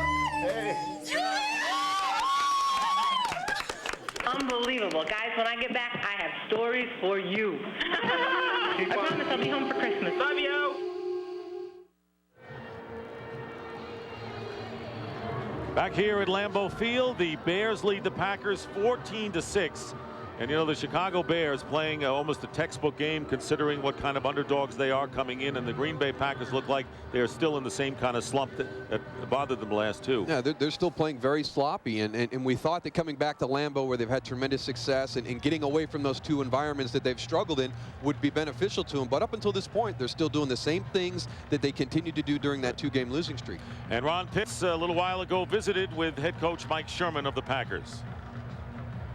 All right, Coach, your adjustments coming out here for the second half. We just got to play better. We haven't done very much offensively, haven't converted on third down, and we've turned the ball over in the red zone. We can't do that. Defensively, I think we can shore things up in the second half by what we've already done, but we need to do better on offense. We've got to block them better. You try to run the ball more. You guys got about 54 yards rushing. Yeah, we got to better run the ball. That was the plan coming in, but it's hard when we're not blocking effectively enough. All right, Coach, thank you very much. Dick Stockton, back up to you. All right, Ron, a couple of points on that last play. Number one, you know, Mike Flanagan trying to lateral the ball, really a terrible miscue, because it could have been disaster if he had scored the touchdown. The other point is that it was interesting how the Packers and Brett Favre were interested in getting it into the end zone and going deep when they had enough time, Darryl, I think, to get the ball down over the 20 or 25, call a timeout, and still have time to get a field goal and cut the lead to 5, would put them less than a touchdown apart. Yeah, just a bizarre ending to that first half, and it's the second play going into the end of the half that we had questions about. The play kind of broke down a little bit. Brett Favre ad-libs by sometimes, but takes time off the clock. So in that situation, that last play, they have to throw it into the end zone, and if not for a great hustle play by Javon Walker, they find themselves down 21-6 at this point. And you saw Jim Miller, who's getting ready to go to work, and Miller with a touchdown pass to Dustin Lyman after Brad Maynard, the punter, on a field goal attempt and a fake through to the tight end Dustin Lyman, his first 2 career touchdowns. And the Bears in front 14-6, and their defense has done a good job of stopping the Packers when they've had to. Javon Walker is back deep, and Paul Ettinger will be kicking off to start the second half. And the kick is picked up at the 25-yard line by Keith McKenzie. And the lineman showing a little bit of speed, bringing up close to the 40-yard line as we send it down to Ron Pitts. Well, guys, you heard from Mike Sherman there. I also talked to Dick Duran going in at halftime. He said that fake field goal, they've been looking for the perfect time to pull that off. He felt the Packers had no idea it was coming. He was very happy about that. You may see something like that again. As far as the running game is concerned, he said that Anthony Thomas has a broken index finger. That does concern his run game a lot. You saw Leon Johnson had the big fumble there right before the half. That's it. Back up to you, Dick. All right, Ron. Johnson gained 25 yards and 6 carries as Amon Green bursts forward and gets to the 45, picking up 7 yards. Green had the longest run from scrimmage at 14 yards and now has carried 10 times for 48 yards, nearly 5 yards a carry. And that's one thing that they can't lose sight of. And when you've got a guy like Brett Favre at quarterback and the ability to get the ball down the field, I think sometimes you forget about who's behind him. And he's a guy that needs more touches. They've got to get him 20-plus carries during the game. 2nd and 3. Favre ad-libbing. Green as a receiver ducks underneath for the first down, getting to midfield.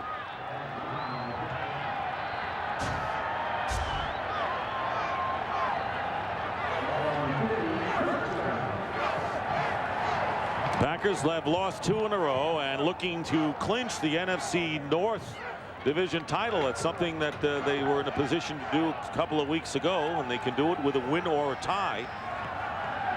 Trailing by 8 points. First down at midfield, and here's Green off right tackle with a big opening. Amon Green, and brought down finally at the 20-yard line by Mike Brown. A 30-yard gain for number 30, and Green shaken up as he leaves the field. Yeah, he is slow getting up, and now he is back down. A good job blocking by the Green Bay Packer front. Mike Sherman challenged them coming out in the second half. We'll see what happens at the end of that run. I can't tell right there, but Amon Green is down on the football field, and they can ill afford to lose him at this point. Here is Green with the great run, and now concern for the running back at the 20-yard line. And the timeout.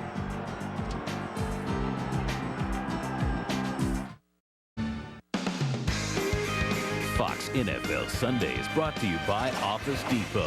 What you need, what you need to know.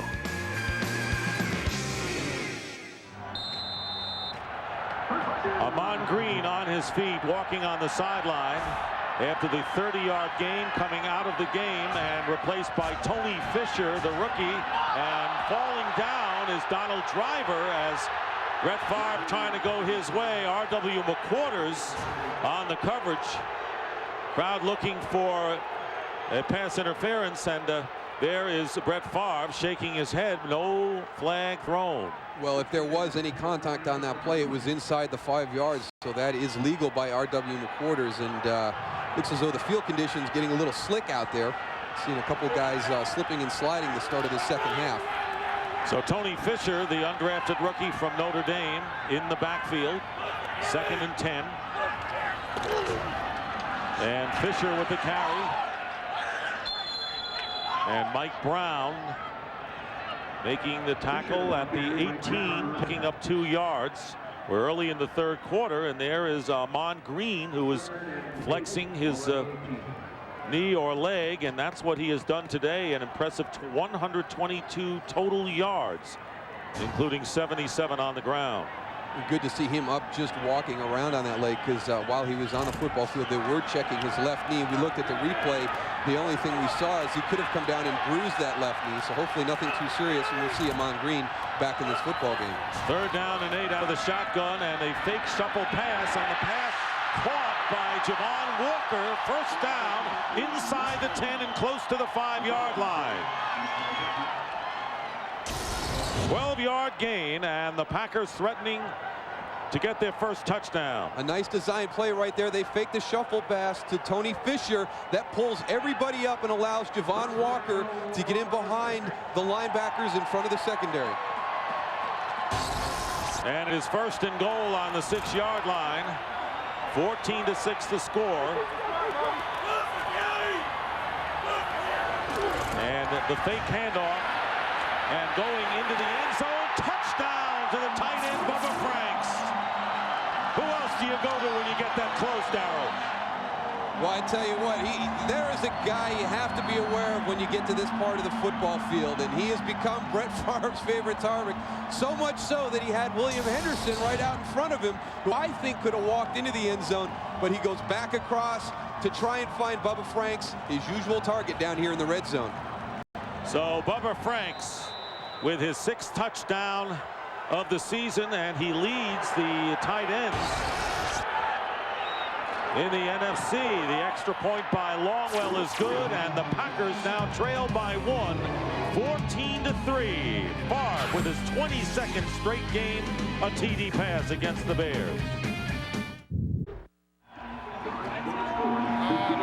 Well, Amon Green walking into the locker room after being injured on a 30-yard run, and the Packers coming to within 1 now, 14-13. Ryan Longwell will be kicking off. Ahmad Merritt returning for the Bears, and Merritt out to the 31-yard line.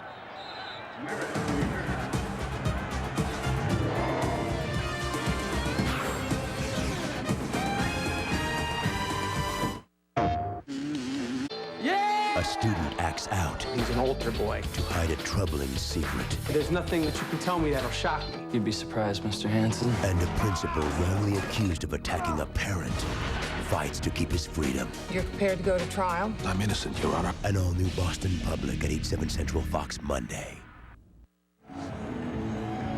Welcome back to Green Bay. Ron Pitts here. They just took Amon Green into the locker room. Sprained left knee. He got that on the tackle by Mike Brown. They're going to rewrap him and then bring him back out. He's going to try it again.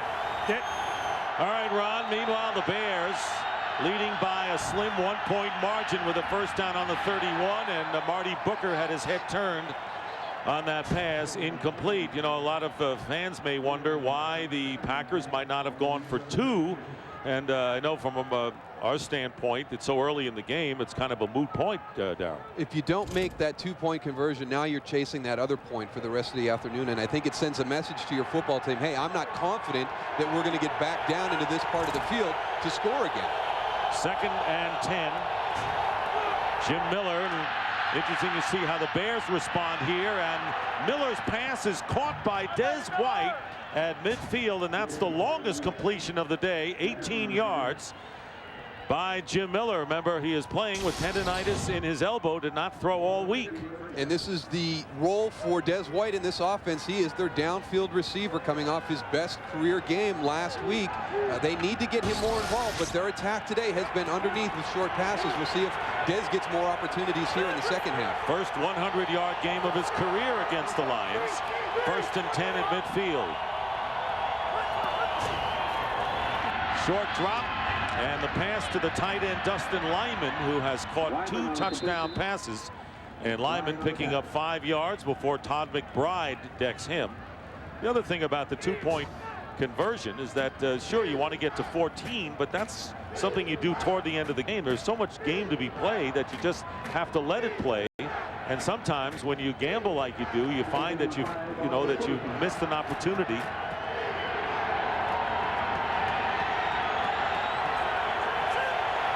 (14 to 13). Nearly 5 minutes elapsed. 2nd down and 5 on the 45 of Green Bay. Leon Johnson forced to handle the ball with Anthony Thomas has a broken index finger and has not returned since he got hurt, picking up 11 yards and a 1st down to the Packer 35. It's some good blocking in the middle with Olin Kreutz and Chris Valerio, but the thing that Leon Johnson does and why he is their short yardage back is because of his body lean. He runs with a real low center of gravity. You can see that on that run, a very low pad level. He is tough to bring down when he gets going north-south. And he was known in the South as the natural when he played at North Carolina for all the things he could do, and he was also a quarterback at some point. Here is Johnson off the left side, and Johnson fights his way down to the 30-yard line with Keith McKenzie bringing him down after a pickup of 4. They've decided to leave the umpires in the NFL in their traditional position in the mix of the front 7, and that's one of the hazards of the job. I think if you ask them, maybe some of them would have liked to have lined up in the offensive backfield where they were last season. Brian Balliet is the umpire working today. And Ron Winter's crew, 2nd down and 5, under 9 minutes remaining in the 3rd. Leon Johnson, running room. And Johnson gets very near 1st down yardage. Tyrone Williams on the tackle. So the Bears very smartly answering that last foray by the Packers. Picking up 4 yards is Johnson. And a nice lead block by Damon Shelton on Niall Diggs right here. He gets his outside shoulder pinned. He loses contain. Leon Johnson able to bounce it outside one-on-one with Tyrone Williams. It'll be 3rd down and less than a yard for the Bears.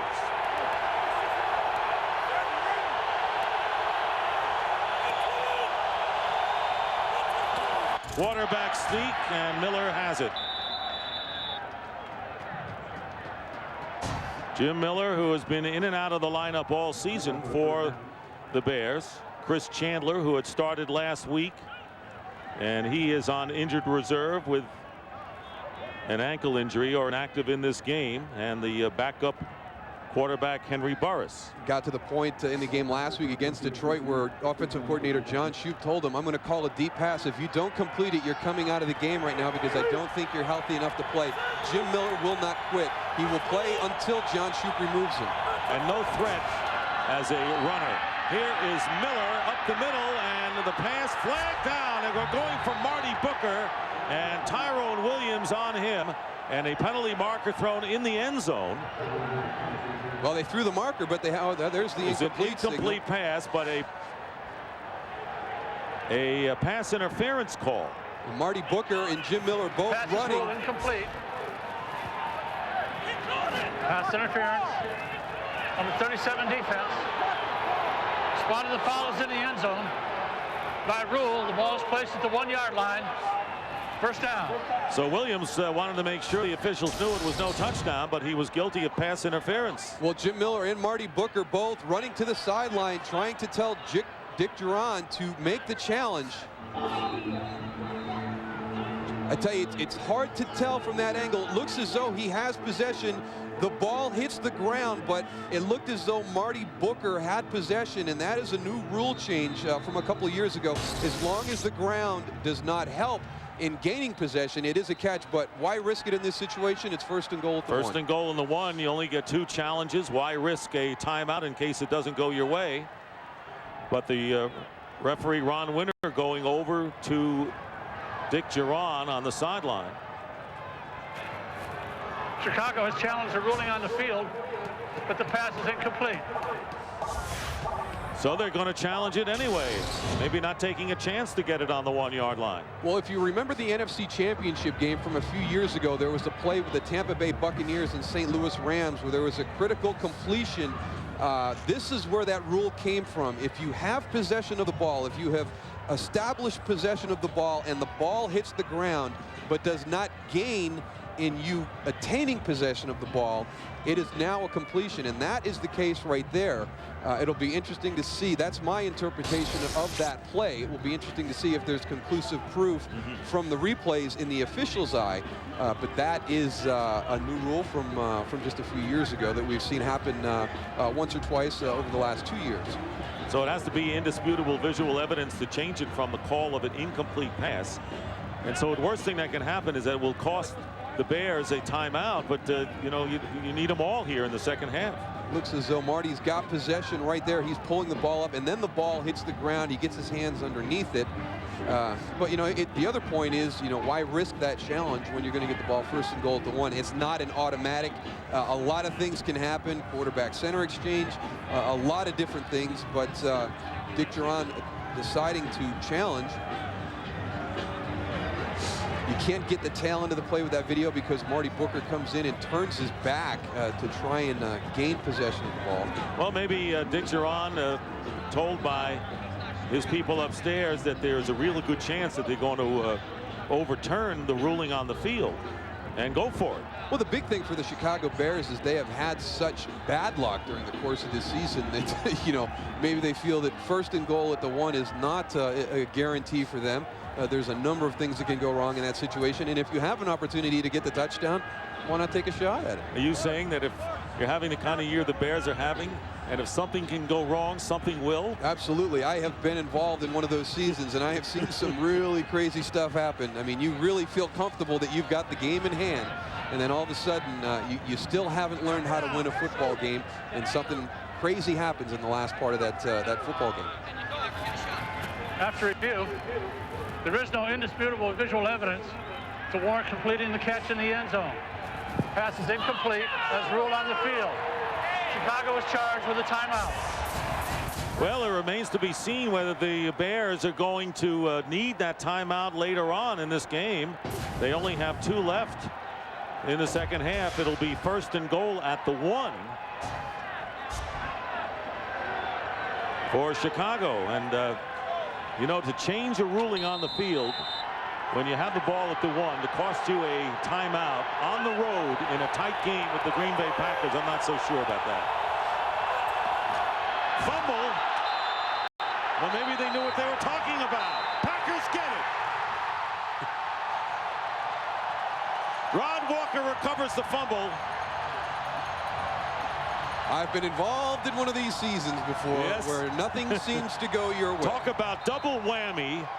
Here again, they have first and goal. They decide to challenge. They lose the challenge, cost them a timeout, and then they lose it on the 1-yard line on the fumble right here. It's that kind of a year for the Chicago Bears. Speaks volumes, doesn't it? Dead meat. You're the best. You're the best. Come on, Sergeant.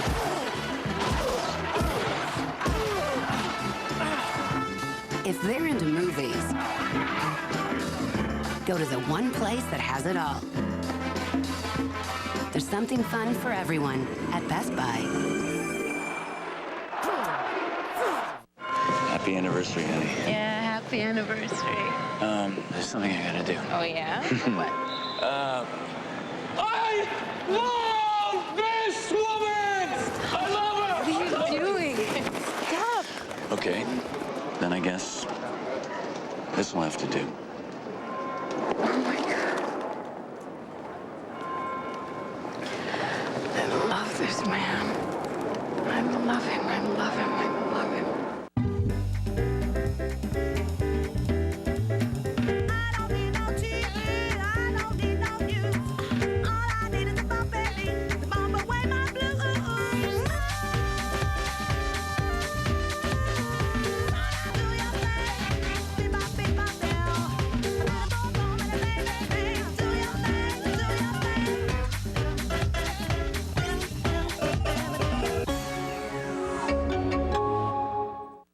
Fox NFL Sundays brought to you by Southwest Airlines, proud sponsor of the NFL and official airline of Super Bowl 37. By De Beers, declare your love this Christmas. By Best Buy, for the latest technology, turn on the fun at Best Buy. And by Sprint, introducing PCS Vision, clearly a whole new way to look at wireless.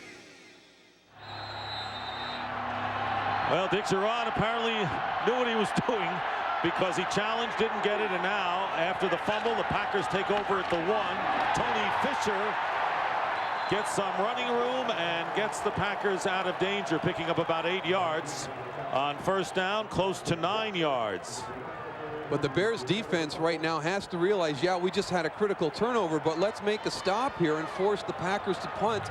With the wind conditions, they could get great field position back. They can't let what happened on that previous play affect their outlook on this drive right now. 2nd and 1. Brian Urlacher looking in, and the handoff to Fisher. Fisher may have the first down. Remember, Amon Green suffering a sprained left knee after a 30-yard run, and early in this third quarter, when unable to play, so the rookie Tony Fisher handling the ball carrying duties now for the Packers. The other running back who saw action earlier, Najee Davenport, is on injured reserve. Packers have the first down on their 13, trailing by 1, 14-13, have never led in the game. Fisher up the middle. Fisher may have another first down, very close to it. Mike Green making the tackle, and it is another Packer first down. Well, head coach Mike Sherman talked about his offensive linemen having to do a better job blocking up front this second half, and they have done a nice job on the Packers' 2 possessions. We've seen a number of long runs. We didn't see many of those in the first half.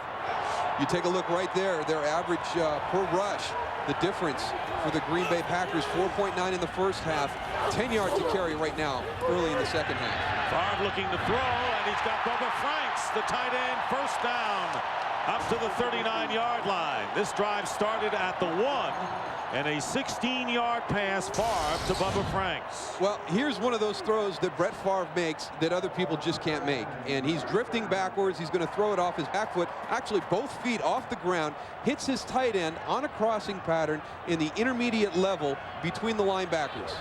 You just, you can't teach that. You can't coach that. There's a lot of people that probably feel you shouldn't throw that. But he's confident in his abilities. And falling down is Favre, but not before he hands off to Fisher.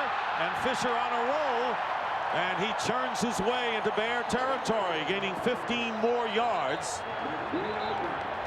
So Tony Fisher getting the job done since coming in for Amon Green. They continue to open up big holes in this Chicago Bear defensive front. Frank Winters getting out on Brian Urlacher, cutting down his pursuit, and Tony Fisher is running very, very hard right now. 5 carries, 39 yards, and there is Winters and Urlacher pushing and shoving after the play. Fisher gaining nearly 8 yards a carry in his 5 attempts. First down in Chicago territory, and this completion to Javon Walker, and no, he was out of bounds, did not have both feet in. So 2nd and 10 coming up, and I'll tell you, the Green Bay Packers have all of a sudden, with a surge after that fumble at the 1-yard line, and it looks like a lot of the air has gone out of the sails of the Bears at the same time. Well, they're a team. The way their season is gone, you know, we talked about it a little bit. You expect bad things to happen. And Jim Miller was concerned about that last week against Detroit. He really felt that the way they won that football game, that they would have eliminated that feeling. They just got another reminder with their fumble at 1st and goal at the 1. Now the Green Bay Packers looking to go on a 99-yard drive. Bears turning it over 3 times, as have the Packers. And here is Favre. And Favre going for Glenn, who extends himself and makes the catch.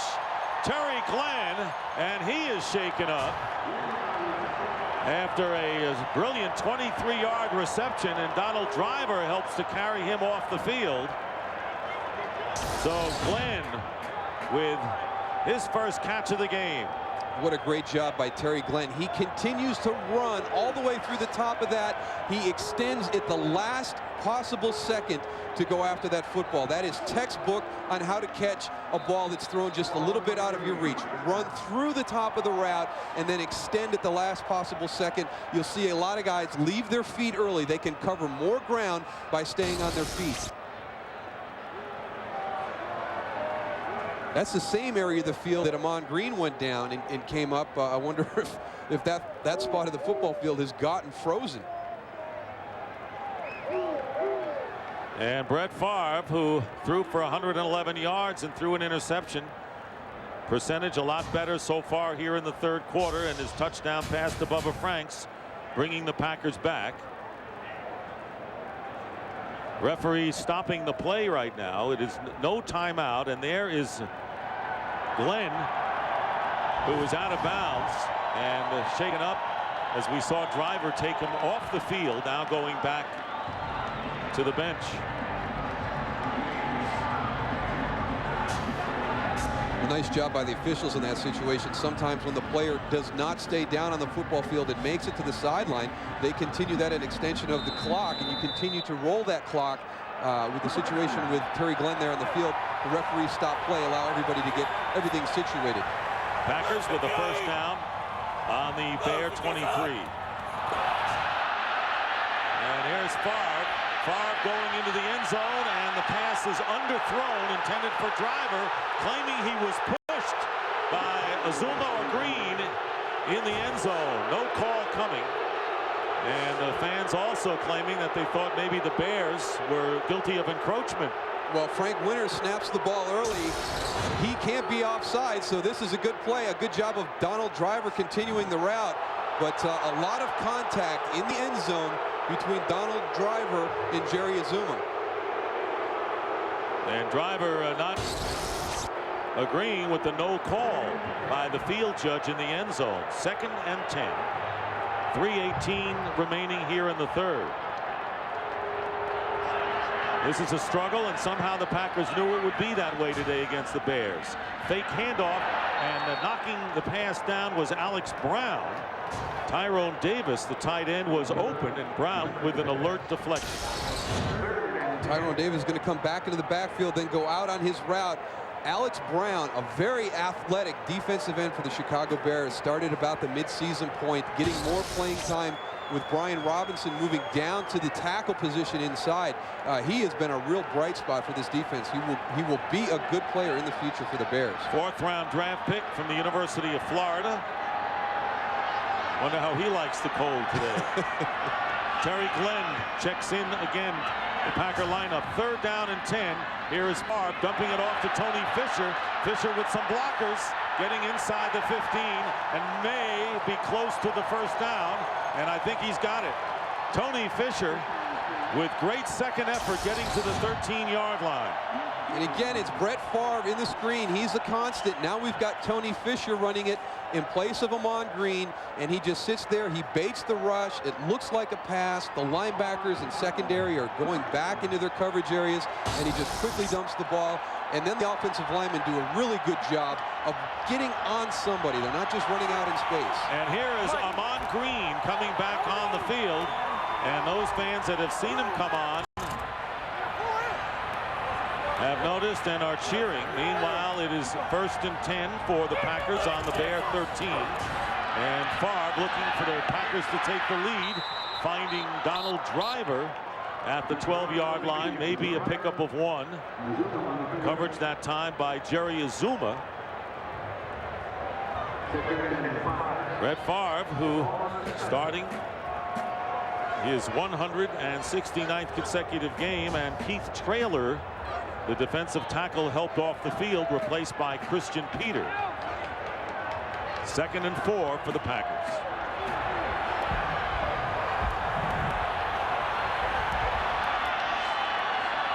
Packers looking to take the lead. Tony Fisher, and Fisher is knocked back and led by the middle linebacker Brian Urlacher, and then Mike Green, and a 1-yard loss for Fisher. 3rd down and 5 for Green Bay. Field goal will put them in front. Green limbering up, and it appears he's poised to get back. Not too soon as far as the Packers are concerned. 13th play of the drive coming up. Tony Fisher's done a great job on this drive, filling in for Amon Green. They have not missed a beat.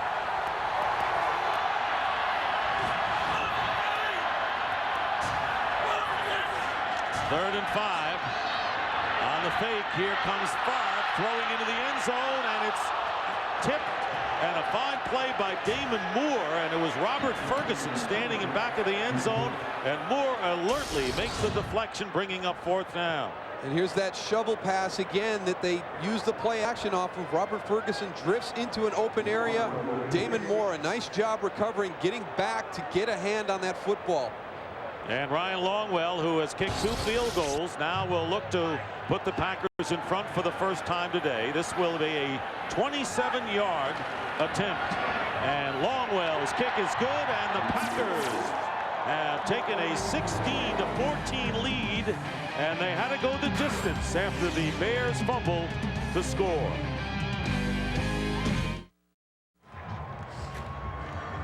Cart here has a little bit of a flat spot. We'll pan up and try and find out what is causing that right here.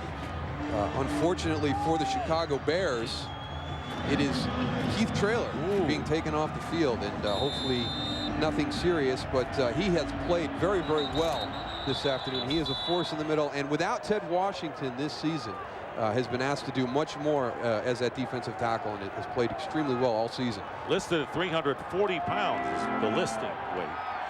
Look at the Packers scoring drive. Some of those guys are listed a little bit lighter than they actually are. That was a 90-yard scoring drive, started really from the 1, and then the field goal, putting the Packers in front. So instead of a 21-13 Bear lead, if they had gotten the touchdown, it's a 16-14 deficit. So that was a major turnaround in that sequence. And I'm sure that that's what defensive coordinator Greg Blosh right there is telling his unit. Hey, listen, you know, we had an offensive turnover at the 1-yard line, but you guys just allowed them to go 90 yards for the go-ahead field goal. And that, you know, sometimes when you have a turnover like that, it's more of what happens after that turnover than the turnover itself. And the Bears defense still in a good position to give their offense good field position back, but they let one slip away. Darian Gordon forced to hold the ball on the kickoff. Leon Johnson. Good return. Hard to bring down. Leon Johnson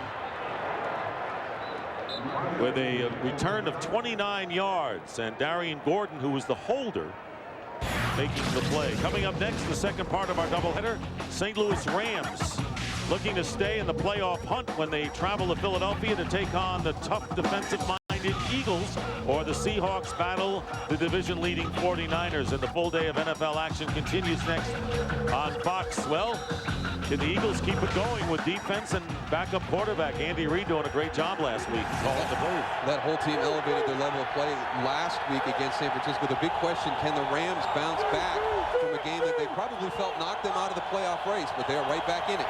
From the 35, Jim Miller with his team trailing, and nearly an interception on the deflection. It was Marty Booker who had a hand on it, and then Marcus Anderson behind him. And good defense, Cledius Hunt on Jim Miller. Cledius Hunt getting there from the right tackle position. You'll see him work around Kevin Doggins. Jim Miller gets the ball. That is the danger when you throw the short passes over the middle. You see the hit right there on his back. When that ball is deflected or tipped or affected in any way, there are a lot of defenders in the middle of the field that can take that ball the other direction. And no question, Darryl, the flow of the game has gone over to the Green Bay side. The pendulum has swung. And with under a minute to go in the third, the Packers with the lead and with the impetus and the pass and making the interception in front, and it is a pick by Tyrone Williams. Marcus Robinson was the intended receiver, but Williams had ideal position in front of him, and the Bears turn it over for the 4th time. Well, that's a throw right there that Jim Miller would like to have back. Marcus Robinson one-on-one with Tyrone Williams on the outside. He plays that about as well as you can. When the receiver turns to look up the ball, Tyrone Williams turns around and he is in perfect inside-out position to make that interception. And Tyrone Williams now with the interception.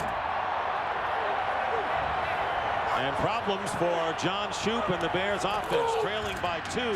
Tony Fisher remains in the game and carries on first down and picks up a yard to the Packer 46-yard line. We'll see if the Bears defense can recover from that miscue by Jim Miller right there. And you know, I'm not going to say anything bad about what that guy is doing on the football field, because what he is playing through the last 3 weeks of this season, absolutely amazing. He can't do any more damage to that shoulder or that elbow, but he tells us how much pain he's in during the course of the day. He doesn't throw all week long. He only takes a few throws in pregame. So yeah, you're allowed to have a mistake when you're gutting an effort out like Jim Miller. Here's Favre on the screen to Tony Fisher, and Fisher trying to dive his way into Chicago territory, gets there, and that will be the last play of the third quarter after a pickup of 5. Packers lead the Bears 16-14. Fox NFL Sunday continues.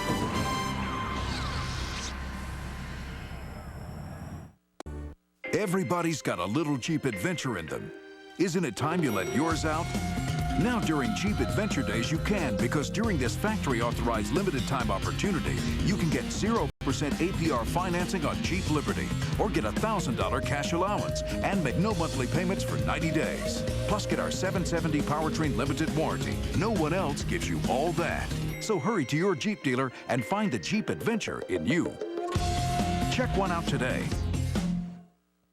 Go inside the Lions locker room tonight at 10:35 on the Fox 17 Sports Ticket. Back here at Lambeau Field as we start the fourth quarter, the Packers, who are trailing 14-6 at the half, now leading 16-14. And there is Ahman Green working to get back into the lineup. Tony Fisher has done a terrific job with Green out of there with the sprained knee. Went into the locker room and then came back. Bears lost Anthony Thomas, their starting running back, with a broken index finger.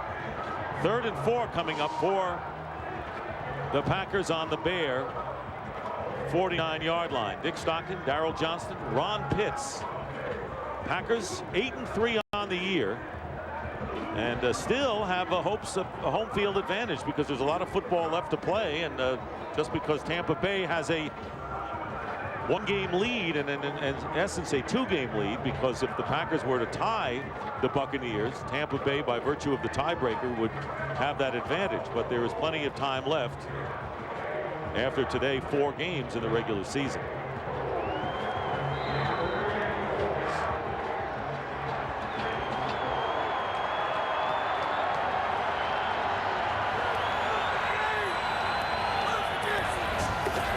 Favre getting rushed. Gets away, and Favre has Glenn, and the pass is incomplete.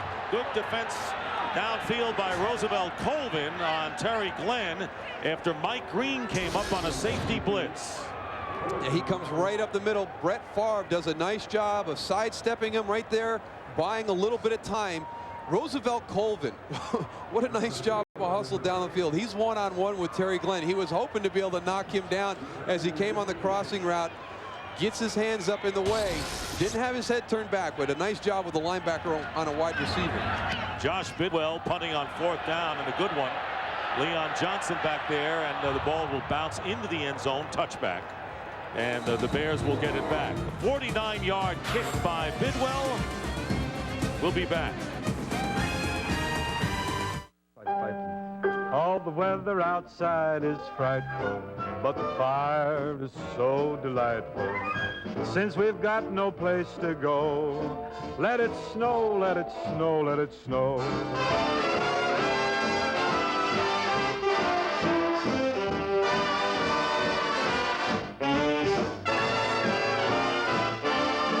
Let it snow, let it snow, let it snow.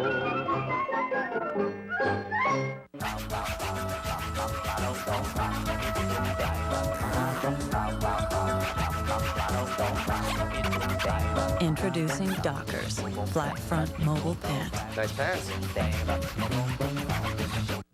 Only Remington has the most cutting blades, the fastest cutting speed, and the most total floating head action. How important is that? Well, how important is a close, comfortable shave? Remington, what a great shave feels like. Oh my gosh, you are so wonderful. Thank you. I mean, you're so pretty and tall, and who does your hair? And your smile.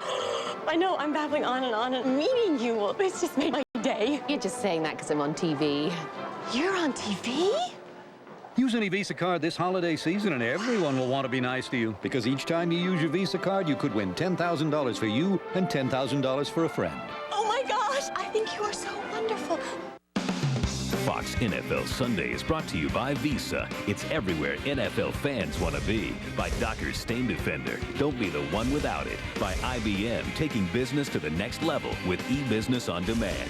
And by Lexus, introducing the V8-powered GX. A new kind of adventure begins. Hunting always a big part of the culture up here in Wisconsin. We see the camouflage jacket, but that gentleman better make sure he changes hats before he gets out in the woods.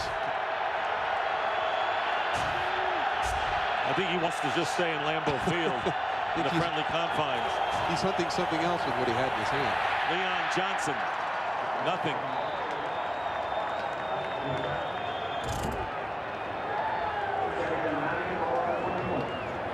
Opening minute of the fourth quarter.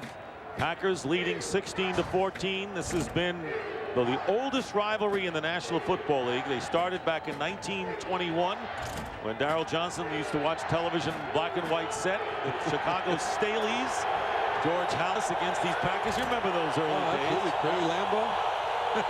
Second down and 9. And here is Jim Miller. And Miller's pass caught by Des White on the crossing pattern. May have the first down, but first for a game break, let's return to James Brown. Hey, Dick, Minnesota has owned Atlanta in Minnesota. Here, a 1-yard run by Michael Bennett caps a 41-yard drive, and it is down Minnesota on top, 21-14 back to Dick, Darrell, and Ron. All right, JB, and of course the Atlanta Falcons right now would be one of the 6 teams. They would be a wild card playoff team at this moment, with the 7-3-1 record, but that's in jeopardy. Bears with a first down. Leon Johnson, and they have stuffed the run. Cledius Hunt that time for the Packers, no gain. Boy, he has just raised his level of play the last few snaps. Cledius Hunt right here. This is about the 4th time in the last 6 snaps that he has just been right into the offensive backfield, disrupting everything, running plays, passing plays. Just he's playing very inspired right now. And he is, and he's doing it a little extra deal with Gilbert Brown out with an ankle injury. So Hunt has raised his game a notch. 2nd and 10 on Bear 30, and a little fancy play as both running backs come out in motion, lined up to the right. The pass to the left to Stanley Pritchett in his first catch of the game, the backup fullback, and a 7-yard gain out to the 36. Tyrone Williams brings him down. And one of the things that Stanley Pritchett and Leon Johnson do for the Chicago Bears is allow them to get into traditional 2-back sets, but then open up the formation because they are very athletic, have good hands, and are able to run different routes besides the running back routes from flexed out formations. And all Gilbert Brown can do is watch and lead the cheers. 3rd and 4 for Chicago.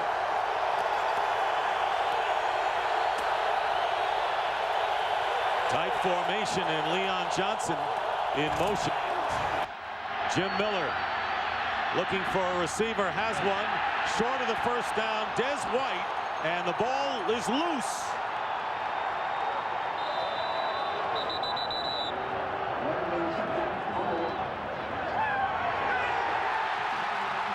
the Packers get it back. So the Bears now have 5 turnovers in their last 4 possessions. And the Green Bay Packers have it in Bears territory as White coughs it up, and it was Tyrone Williams who forced the fumble.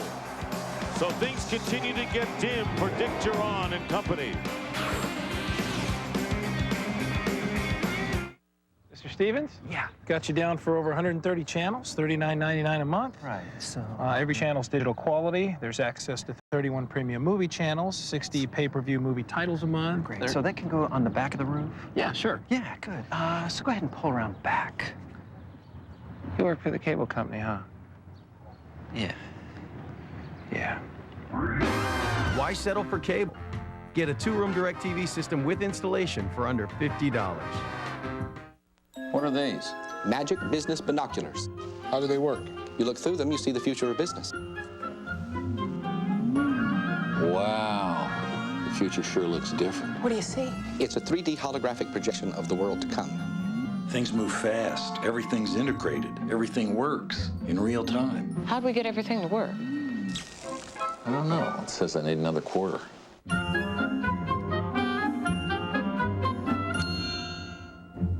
This January, 20 women have been invited to a chateau in France to win the affection of one man who's wealthy beyond their wildest dreams. He's a hottie. He's handsome, he's charming, and he's everything a woman could want. But things aren't always what they seem. Oh my God. Joe Millionaire. Discover his secret this January on Fox. Is America ready for The Simpsons on reality TV? Hey, Ma, our crap shack's going to hell. What's your potty mouth? Hey, get out! I'm in here! Oh. The Simpsons, all new at 8/7 Central tonight on Fox. Here at Lambeau Field, it has been a struggle, but the Green Bay Packers, who outscored the Bears 10-0 in the 3rd quarter, now trying to take advantage of the 5th turnover by Chicago. First down on the Bear 35. Brett Favre with a pump fake, and Favre's pass, and it's caught inside the 30-yard line by Robert Ferguson. Well, what do you do when you're in Green Bay? There's always the tailgating, and you cook brats, and we had the opportunity to do it with Daryl Moose Johnson as chief chef. And I have to go to my sous chef, Wade Junko, who did the parboiling in the beer and the sauerkraut and the onions. And that's your 7th one right there, Dick, in your hands. So actually a few guys on the crew missed out, but we were able to get some inside to replace the ones that were missing. Amon Green back in the lineup for the Packers, and he is short of the first down by close to 4 yards. So Green back in and gingerly getting up. What do you mean 7? Is it only 6? And Green now trying to go and is going to have to come out of the game. And Tony Fisher, who has done yeoman work in place of Green, will go back into the lineup. Absolutely. At this point in the football game, you know, you'd love to have Amon Green in there, but Tony Fisher has done a great job filling in for him. Don't risk aggravating that injury that Amon Green sustained in the 3rd quarter. 39 yards on the ground for Fisher, averaging nearly 6 yards per carry. Here is Favre. His pass. Great catch by Terry Glenn in a first down. So a week after, Terry Glenn and Brett Favre did not seem to be on the same page at Tampa Bay, clicking here in the 2nd half. A couple of those interceptions were adjustments at the top of the route, but this week they have been very in sync. And one of the things that offensive coordinator Tom Rosley worked with was making sure they understood what was to be expected at the top of the route. And again, you see Brett Favre being able to deliver the ball from an awkward position with a defensive lineman bearing down on him. You can't say enough about the arm strength of Brett Favre. 16-yard gain for Brett Favre. And Terry Glenn, first down at the 12. The blitz, Favre going into the end zone, and it is ruled touchdown. Robert Ferguson, and the Bears are protesting. Robert Ferguson backing away, and this would be a 12-yard touchdown pass. And now the other official coming in ruling that Ferguson did not have both feet in bounds. Yeah, and this was kind of an obvious one. I don't know if the official was blocked at the end of the play, but a good job of working together as a group. The other official comes over and waves this one off. You can see right there as the second foot comes down, it is out of bounds. A good job by that crew working in conjunction together. But how can you call it a touchdown in the first place? There is no way you would call it a touchdown, even though they did a good job in correcting it. This wasn't even close. So it'll be second down and 10 on the 12. Packers leading by 2. And of course the Bears trying to prevent the touchdown. Here's Fisher on the handoff. Fisher with great running, getting the first down inside the 5 and close to the 1. Tony Fisher, an undrafted rookie from Notre Dame, making the most of his chance with Green injured. What a cut right here at the beginning of this run. He gets right inside Damon Moore right there, then runs through an arm tackle and all the way down to the 2-yard line. That is a great physical run by Tony Fisher. 50 yards on 8 carries for Tony Fisher. First and goal at the 1. And Bill Ferrario, who plays right guard, is reporting as an eligible receiver at tight end number 63. Handoff, and Fisher, no gain on the play, bringing up second down and goal. Can't say enough about what Tony Fisher has been able to do coming in for Ahman Green, allowing him to be able to stay on the sideline and not do anything more to that injured knee. And that last run, a little bit of everything that you want to see from a running back. The vision to be able to cut back inside a safety who's coming up hard in support, and then the strength to run through some arm tackles with that good forward body lean to get you down to the 1-yard line. Fisher had carried 22 times coming into this game. He has 9 attempts so far. And here's Favre looking to throw it. He's got it. And William Henderson gets in. Touchdown Packers. Well, Brett owed William that one, because on the touchdown pass to Bubba Franks, I really felt he had William Henderson pop open right in front of him. He turned around and went back to the middle of the field to Bubba Franks, but he wasn't going to let it happen to him twice. Roosevelt Colvin coming on the blitz, hard off the offside. Brett Favre able to get his head turned around quick enough, finds William Henderson for the touchdown in the flat. So the Packers spinning a shutout here in the second half. And here is Ryan Longwell in an attempt to give the Packers a 23-14 lead, and he does. Now this game has changed dramatically in the second half. Bears appearing to be running out of gas. Honey, look, our first Christmas. Yeah. You remember what I gave you? A stuffed reindeer? I think I did better this year. This holiday, what can you give the woman who said she'd love you forever and has? The Leo Diamond, handcrafted by the artisans at Leo Schachter. The first diamond to be independently measured and certified for its superior fire, sparkle, and brilliance. And like all diamonds at Kay, every Leo is hand-selected. You did a lot better this year. Every kiss begins with K. Go ahead. Open it. Oh my gosh. The Lexus December to Remember sales event. It's beautiful. Mom, open it. You'll find great values whether you buy or lease. We did it. Go on. The December to Remember sales event. Hey, what you got? Missing it would definitely spoil the surprise. Come on, let's go. See your Lexus dealer. I used to worry about money. Then I got Brown. Brown helps me figure it all out. Brown manages my inventory, fills my orders, then ships them to retailers anywhere. And here's the cool part. It saves me money, so I have the cash to keep my business growing and my people stoked. They're stoked. Order fulfillment, distribution, one company. UPS, what can Brown do for you? Warner and the Rams. Staley and the Eagles. Fox NFL Sunday doubleheader continues next. Fox NFL Sunday is brought to you by UPS. What can Brown do for you?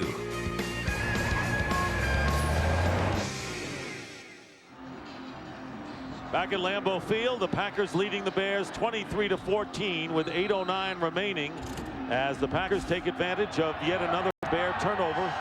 5 in the game, and the kickoff by Longwell. Ahmad Merritt returning for Chicago.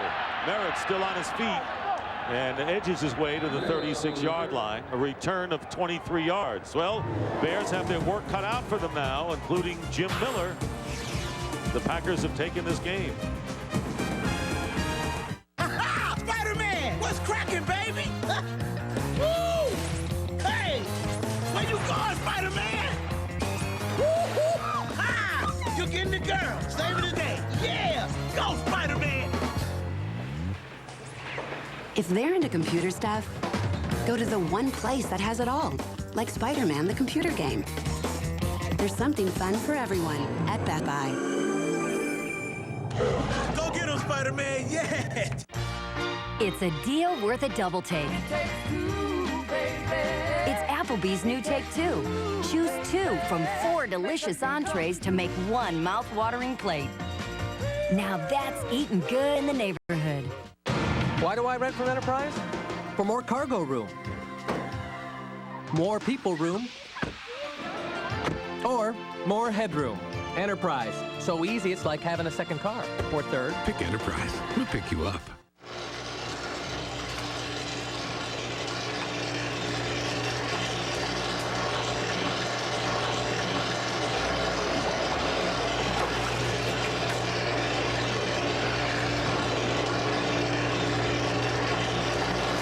There's an easier way to get the gear the pros wear this holiday season. Call 877-NFL-SHOP for the biggest selection of authentic NFL gear. For your free team catalog, call 877-NFL-SHOP or go to NFL Shop on NFL.com. For anyone who's ever done hard time at the office. I didn't see coffee.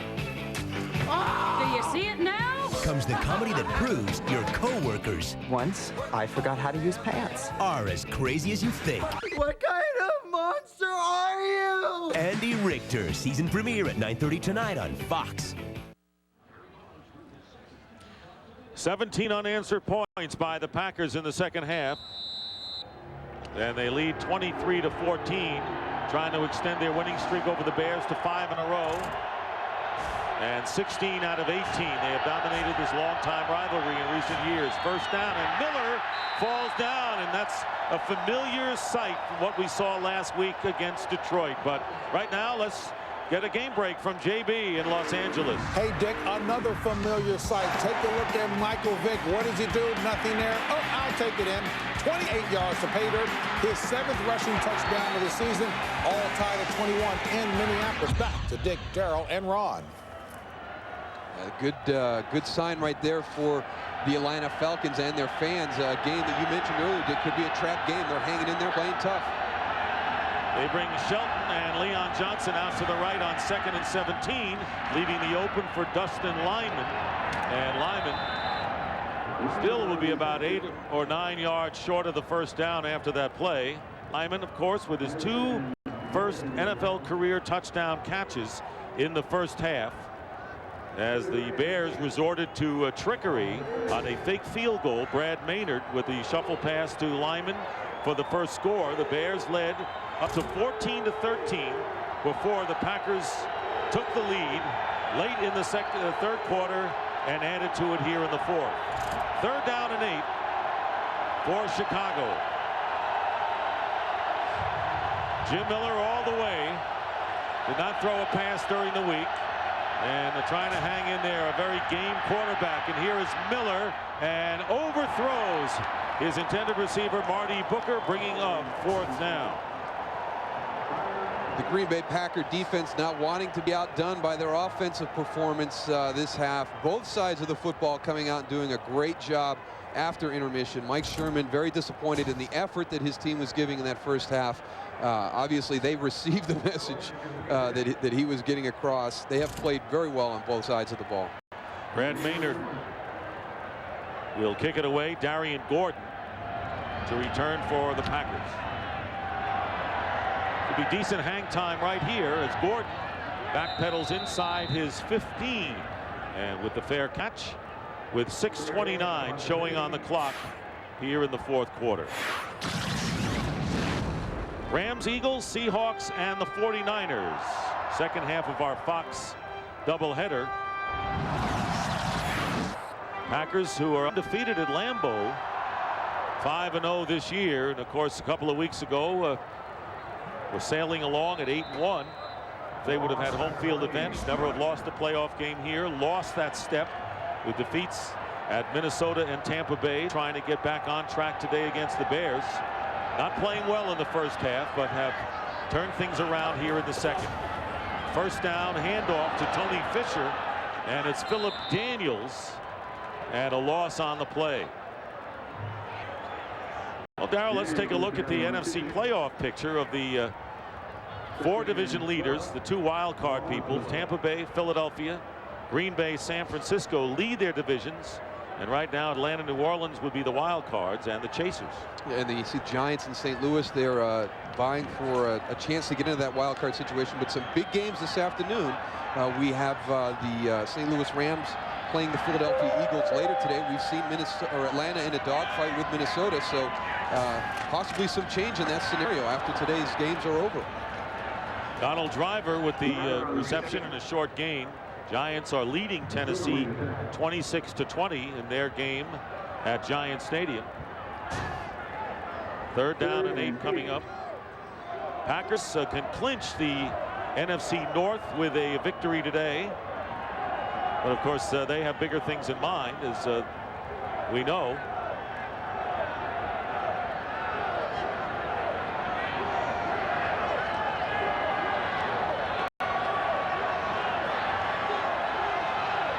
Third down and 8. Bears would need 2 scores to get back in this game. Here is Favre on 3rd and 8, running away from trouble, and the pass dropped by Ferguson, bringing up 4th down.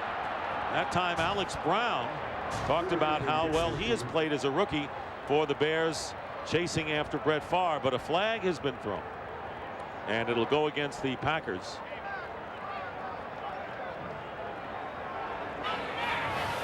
Ineligible man downfield. Number 68 offense. Penalties declined. 4th down.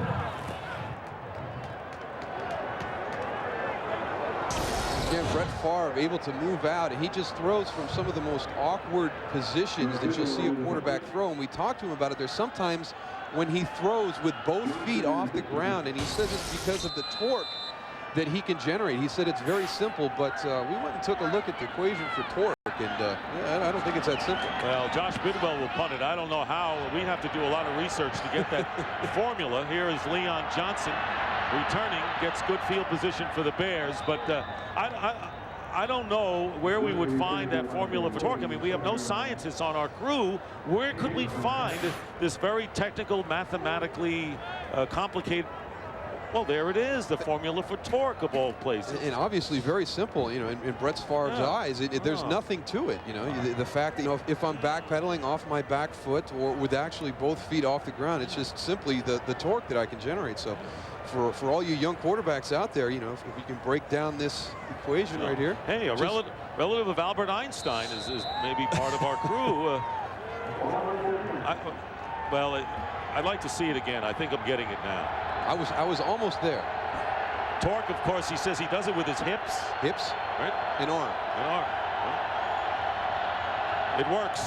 First down for the Bears on their 49-yard line. Miller dumps it out to Dustin Lyman. Lyman looks like a pretty good tight end, just developing in his 3rd year, and he gets a first down for Chicago. It's interesting to see both of these teams. We've talked about the injuries that they have had, and they've had another guy step up in somebody's place, and John Davis just coming into his own as a tight end for the Chicago Bears, doing some nice things in the passing game. He goes down, and now it's Dustin Lyman's turn. He's taking advantage of this situation, has had a very nice game this afternoon. Tennessee getting that extra point, 26-21. Trailing the Giants, who are right now on the outside looking in the playoff race. First down, and Jim Miller finds Leon Johnson, breaks a tackle, and Johnson gets another first down. It was Keith McKenzie who had a hold on him and lost it, and the Bears get 12 yards out of it. Well, you can see why Leon Johnson is their short yardage back. They've got a zone blitz on Keith McKenzie coming across. That's a defensive lineman. Leon Johnson breaks that tackle. A good job of sensing Marcus Anderson coming from behind. Watch here as Marcus Anderson comes in to make the tackle. He gets the ball put away and secured, something the Bears have struggled with this half, their turnovers. Could this be a second win for the Bears? And this pass for Leon Johnson is incomplete. Bringing up second down with 4:03 on the clock. Jim Miller trying to bring the Bears back. Bears have turned it over 5 times today, and 2 of those turnovers have resulted in Green Bay scores. Total yardage, maybe a lot more than you would have expected on a cold, windy day like today. And the big thing right there in the second half, you can see the Green Bay Packers have absolutely taken control of this football game. But a lot of that courtesy of the Chicago Bears, their inability to hang on to the football. 2nd and 10 on the Packer 27. Show blitz, come with blitz. And the throw, trying to get it to Lyman, is incomplete. One of the big moments of the game, the Bears thought they might have a touchdown pass. It was ruled incomplete. They challenged it. Actually, the ball was down on the 1-yard line. It would have been 1st and goal at the 1. They challenged. Say, why would Dick Duran want to challenge it and lose a timeout? He lost a timeout, and they fumbled on the very next play, did the Bears, and the Packers went down the field and got the field goal that put them in front. A 10-point swing in that critical series of events right there in the 3rd quarter. Talk about big plays. One coming up here. 3rd down and 10. Jim Miller down, sacked, and a big loss of 7 yards, and it was Hardy Nickerson with the sack and the 2nd of the game. 4th down and long coming up. And this offensive line has held up pretty much the entire afternoon. They get pressure from both the sides. Hardy Nickerson comes in through the middle to clean up, but this is a makeshift offensive line. That sack puts them in a difficult position now to make a decision. They're going to go with the 52-yard field goal attempt by Paul Ettinger. And a long one for Ettinger. The Bears needing 2 scores, trying to get one of them here with under 3.5 to play. 52-yard field goal attempt, and it is hooked way off the mark, no good. And the Packers will take over, clinging and maintaining that 9-point advantage.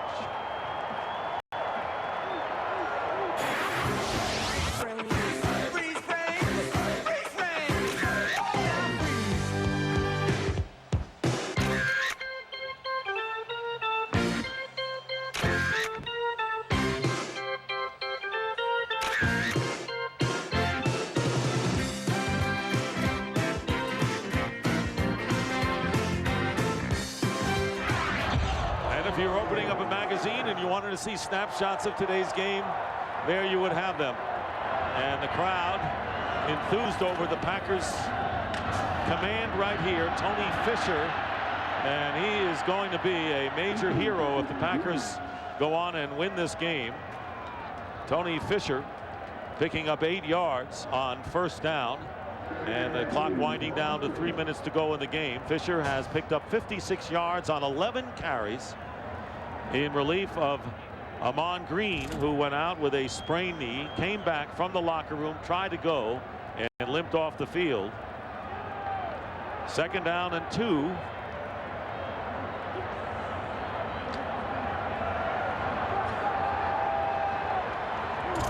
For the Packers, just shy of midfield. Here's Fisher. Why not?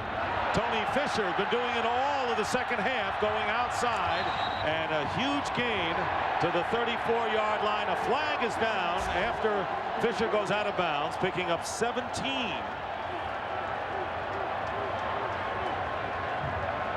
And a personal foul against the Bears. Frustration setting in. Darryl? Absolutely. Personal foul. Late hit out of bounds, number 30 of the defense. 15-yard penalty and a 1st down. More so from what happened with the score when they fumbled on their 1-yard line has been the mentality of the Chicago Bears. They sensed that frustration that was part of their 8-game losing streak. During that streak, the players talked to us saying it seemed like we were just waiting around for the inevitable to happen when a bad play would come up and keep us from winning a close football game. Since that fumble on the 1-yard line between Jim Miller and the center, things have just gone downhill for the Chicago Bears and continue to at this point. First down on the 26 of the Bears. Packers lead 23-14. Looking to break the 2-game losing streak, and Tony Fisher a big reason why they are in solid position to do that. Fisher getting 5 more yards for the Packers.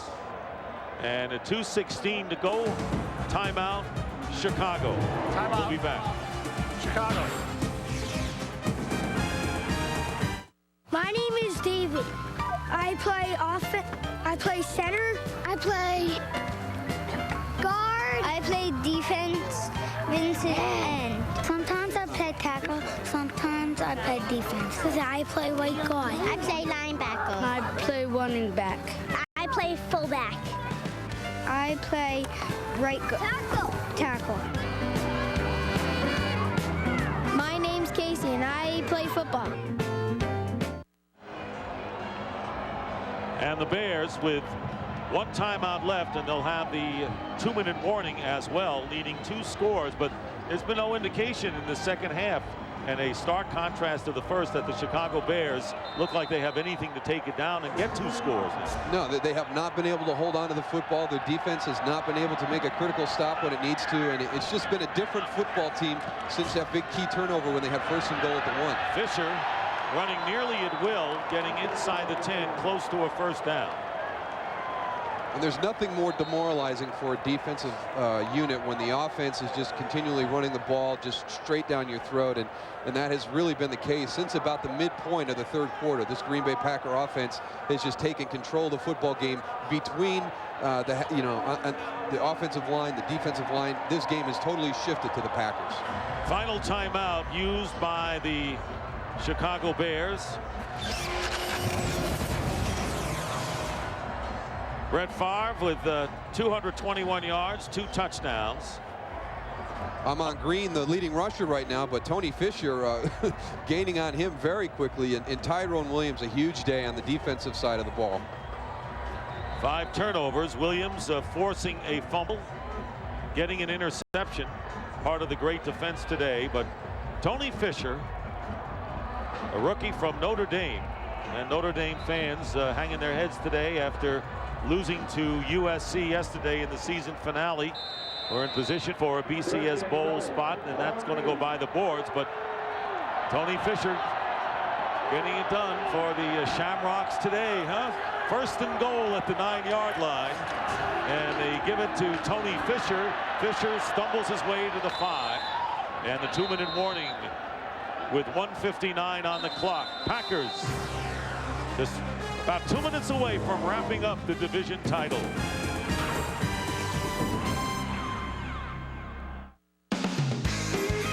Fox NFL Sunday is brought to you by Michelob Light, the beer with a smooth taste and a nice finish.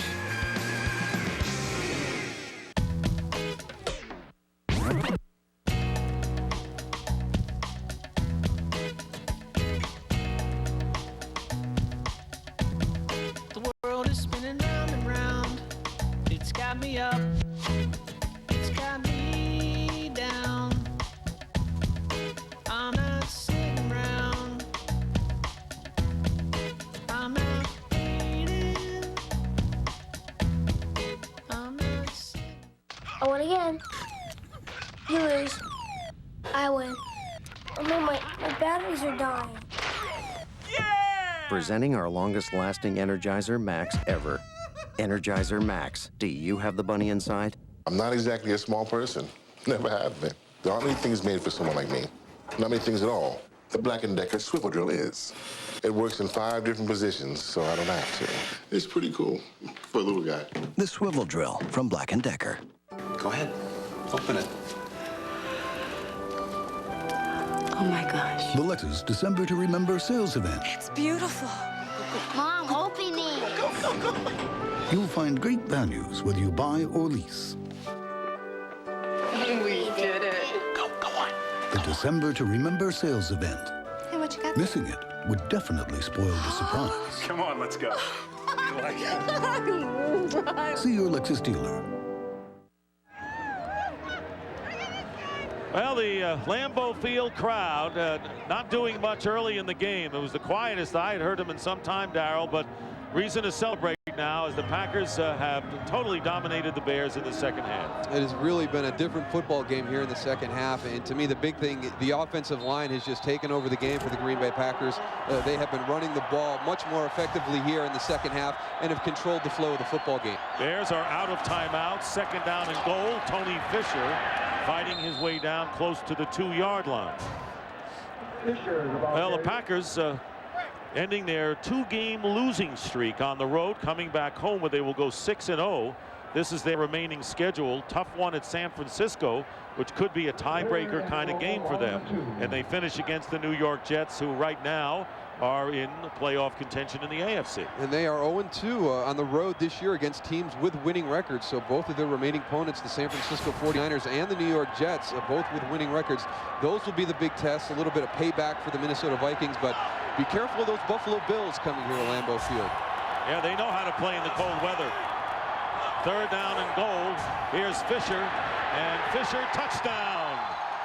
How fitting that Tony Fisher, with the kind of game he has had since Ahman Green went down to his Lambeau Leap, gets to score a touchdown.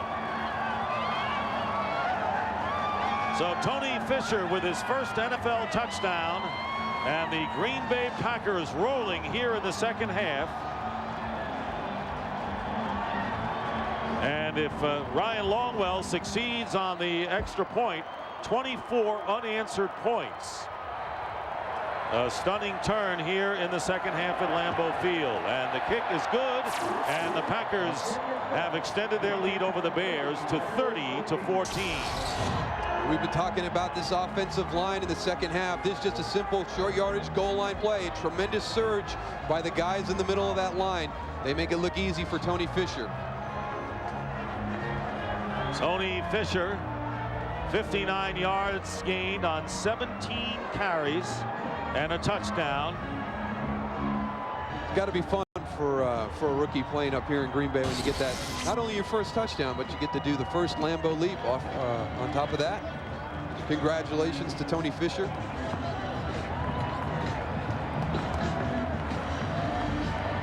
So the Green Bay Packers on the brink of their 4th division title in the Brett Favre era, and the first since 1997. 30-14 the score. Today's game produced by Bob Stenner and directed by Sandy Grossman.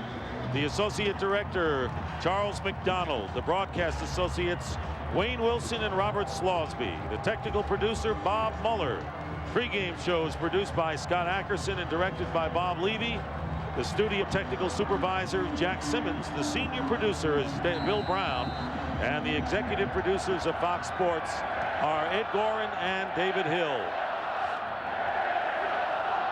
And the kickoff returned by Ahmed Merritt out to the 32-yard line. And our thanks up here to Chris Visser and Rick Odioso, who's slowly getting over Notre Dame's loss to USC yesterday, but delighted to see Tony Fisher play so well as a rookie in a Packer uniform. We didn't have a real good weekend for our alma maters here in the booth. I knew you would bring that up. Well, you know, we can't give Rick a hard time with the way Syracuse played yesterday. Hey, anytime you're 4-8, I'm not sure what bowl the Orangemen are going to. First down on the 32, Jim Miller all the way at quarterback. And a very game Chicago Bear team running out of gas. Too many turnovers. Dustin Lyman with the completion with under a minute.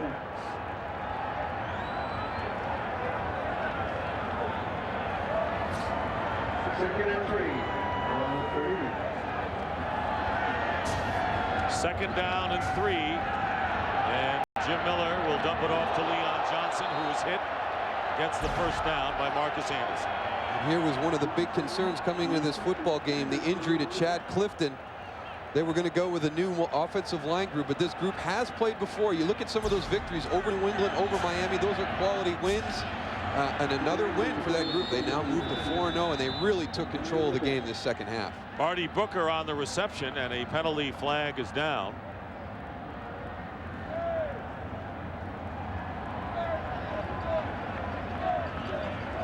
19 seconds remaining.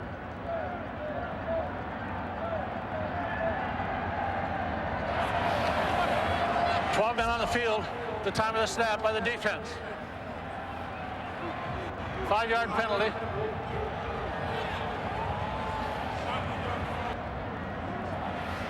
That penalty is declined. The play results in a first down.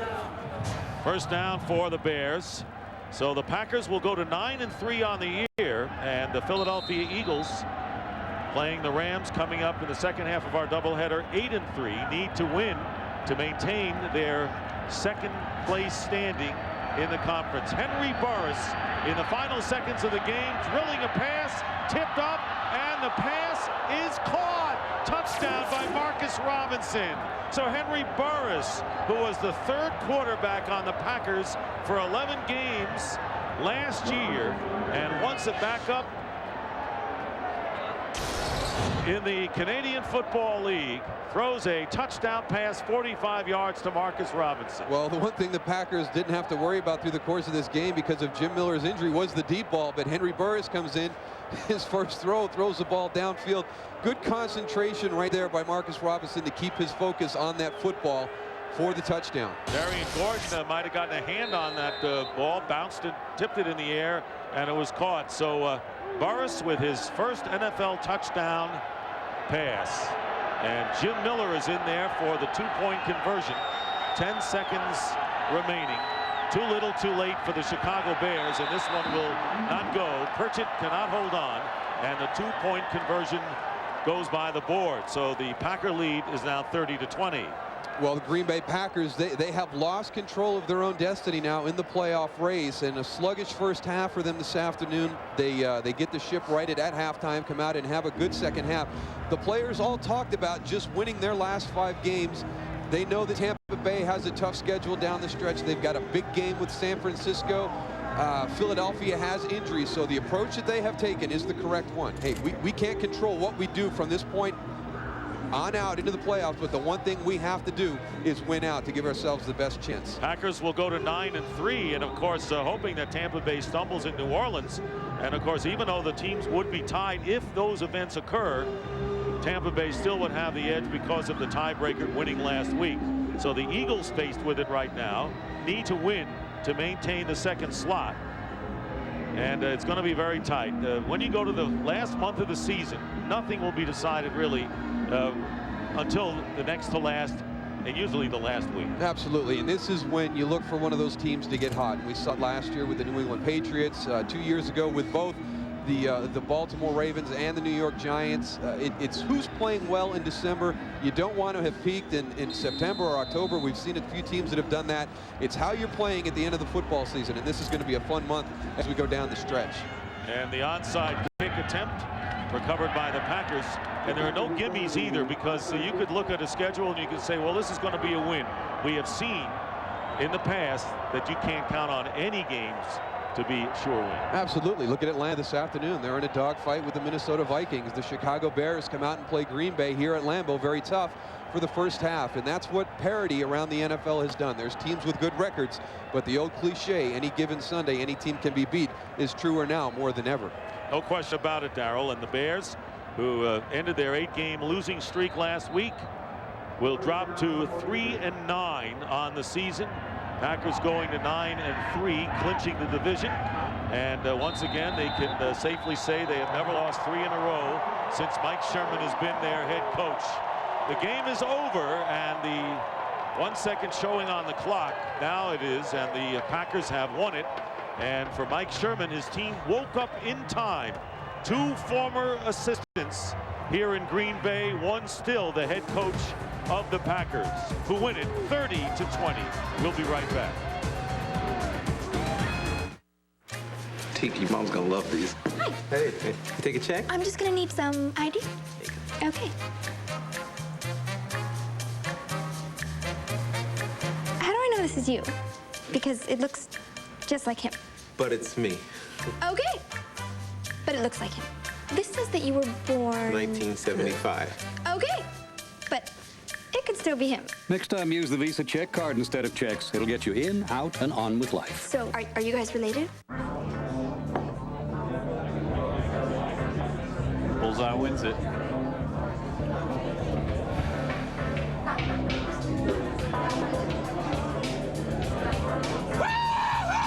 That's what I'm talking about! Sweet nectar of life! Boo, yeah! Just tasted new Sam Adams Light, the first great tasting light beer. Shockingly great taste. Yeah!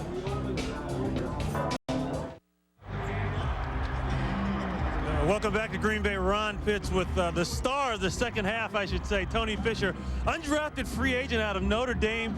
You lit it up today, 17 carries, 91 yards rushing. How did it feel? I mean, it felt great, you know. Unfortunately, you know, Amon got banged up.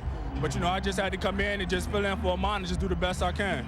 All right, good luck to you next week and the rest of the season. All right, thank you. All right, Dick Stockton, back up to you. All right, Ron. So this is Dick Stockton for Darryl Johnson. Ron Pitts saying so long from Lambeau Field. The Packers defeat the Bears 30-20, wrap up the NFC North.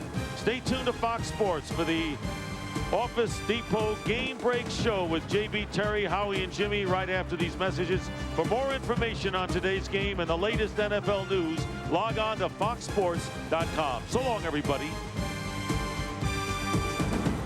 It's the Office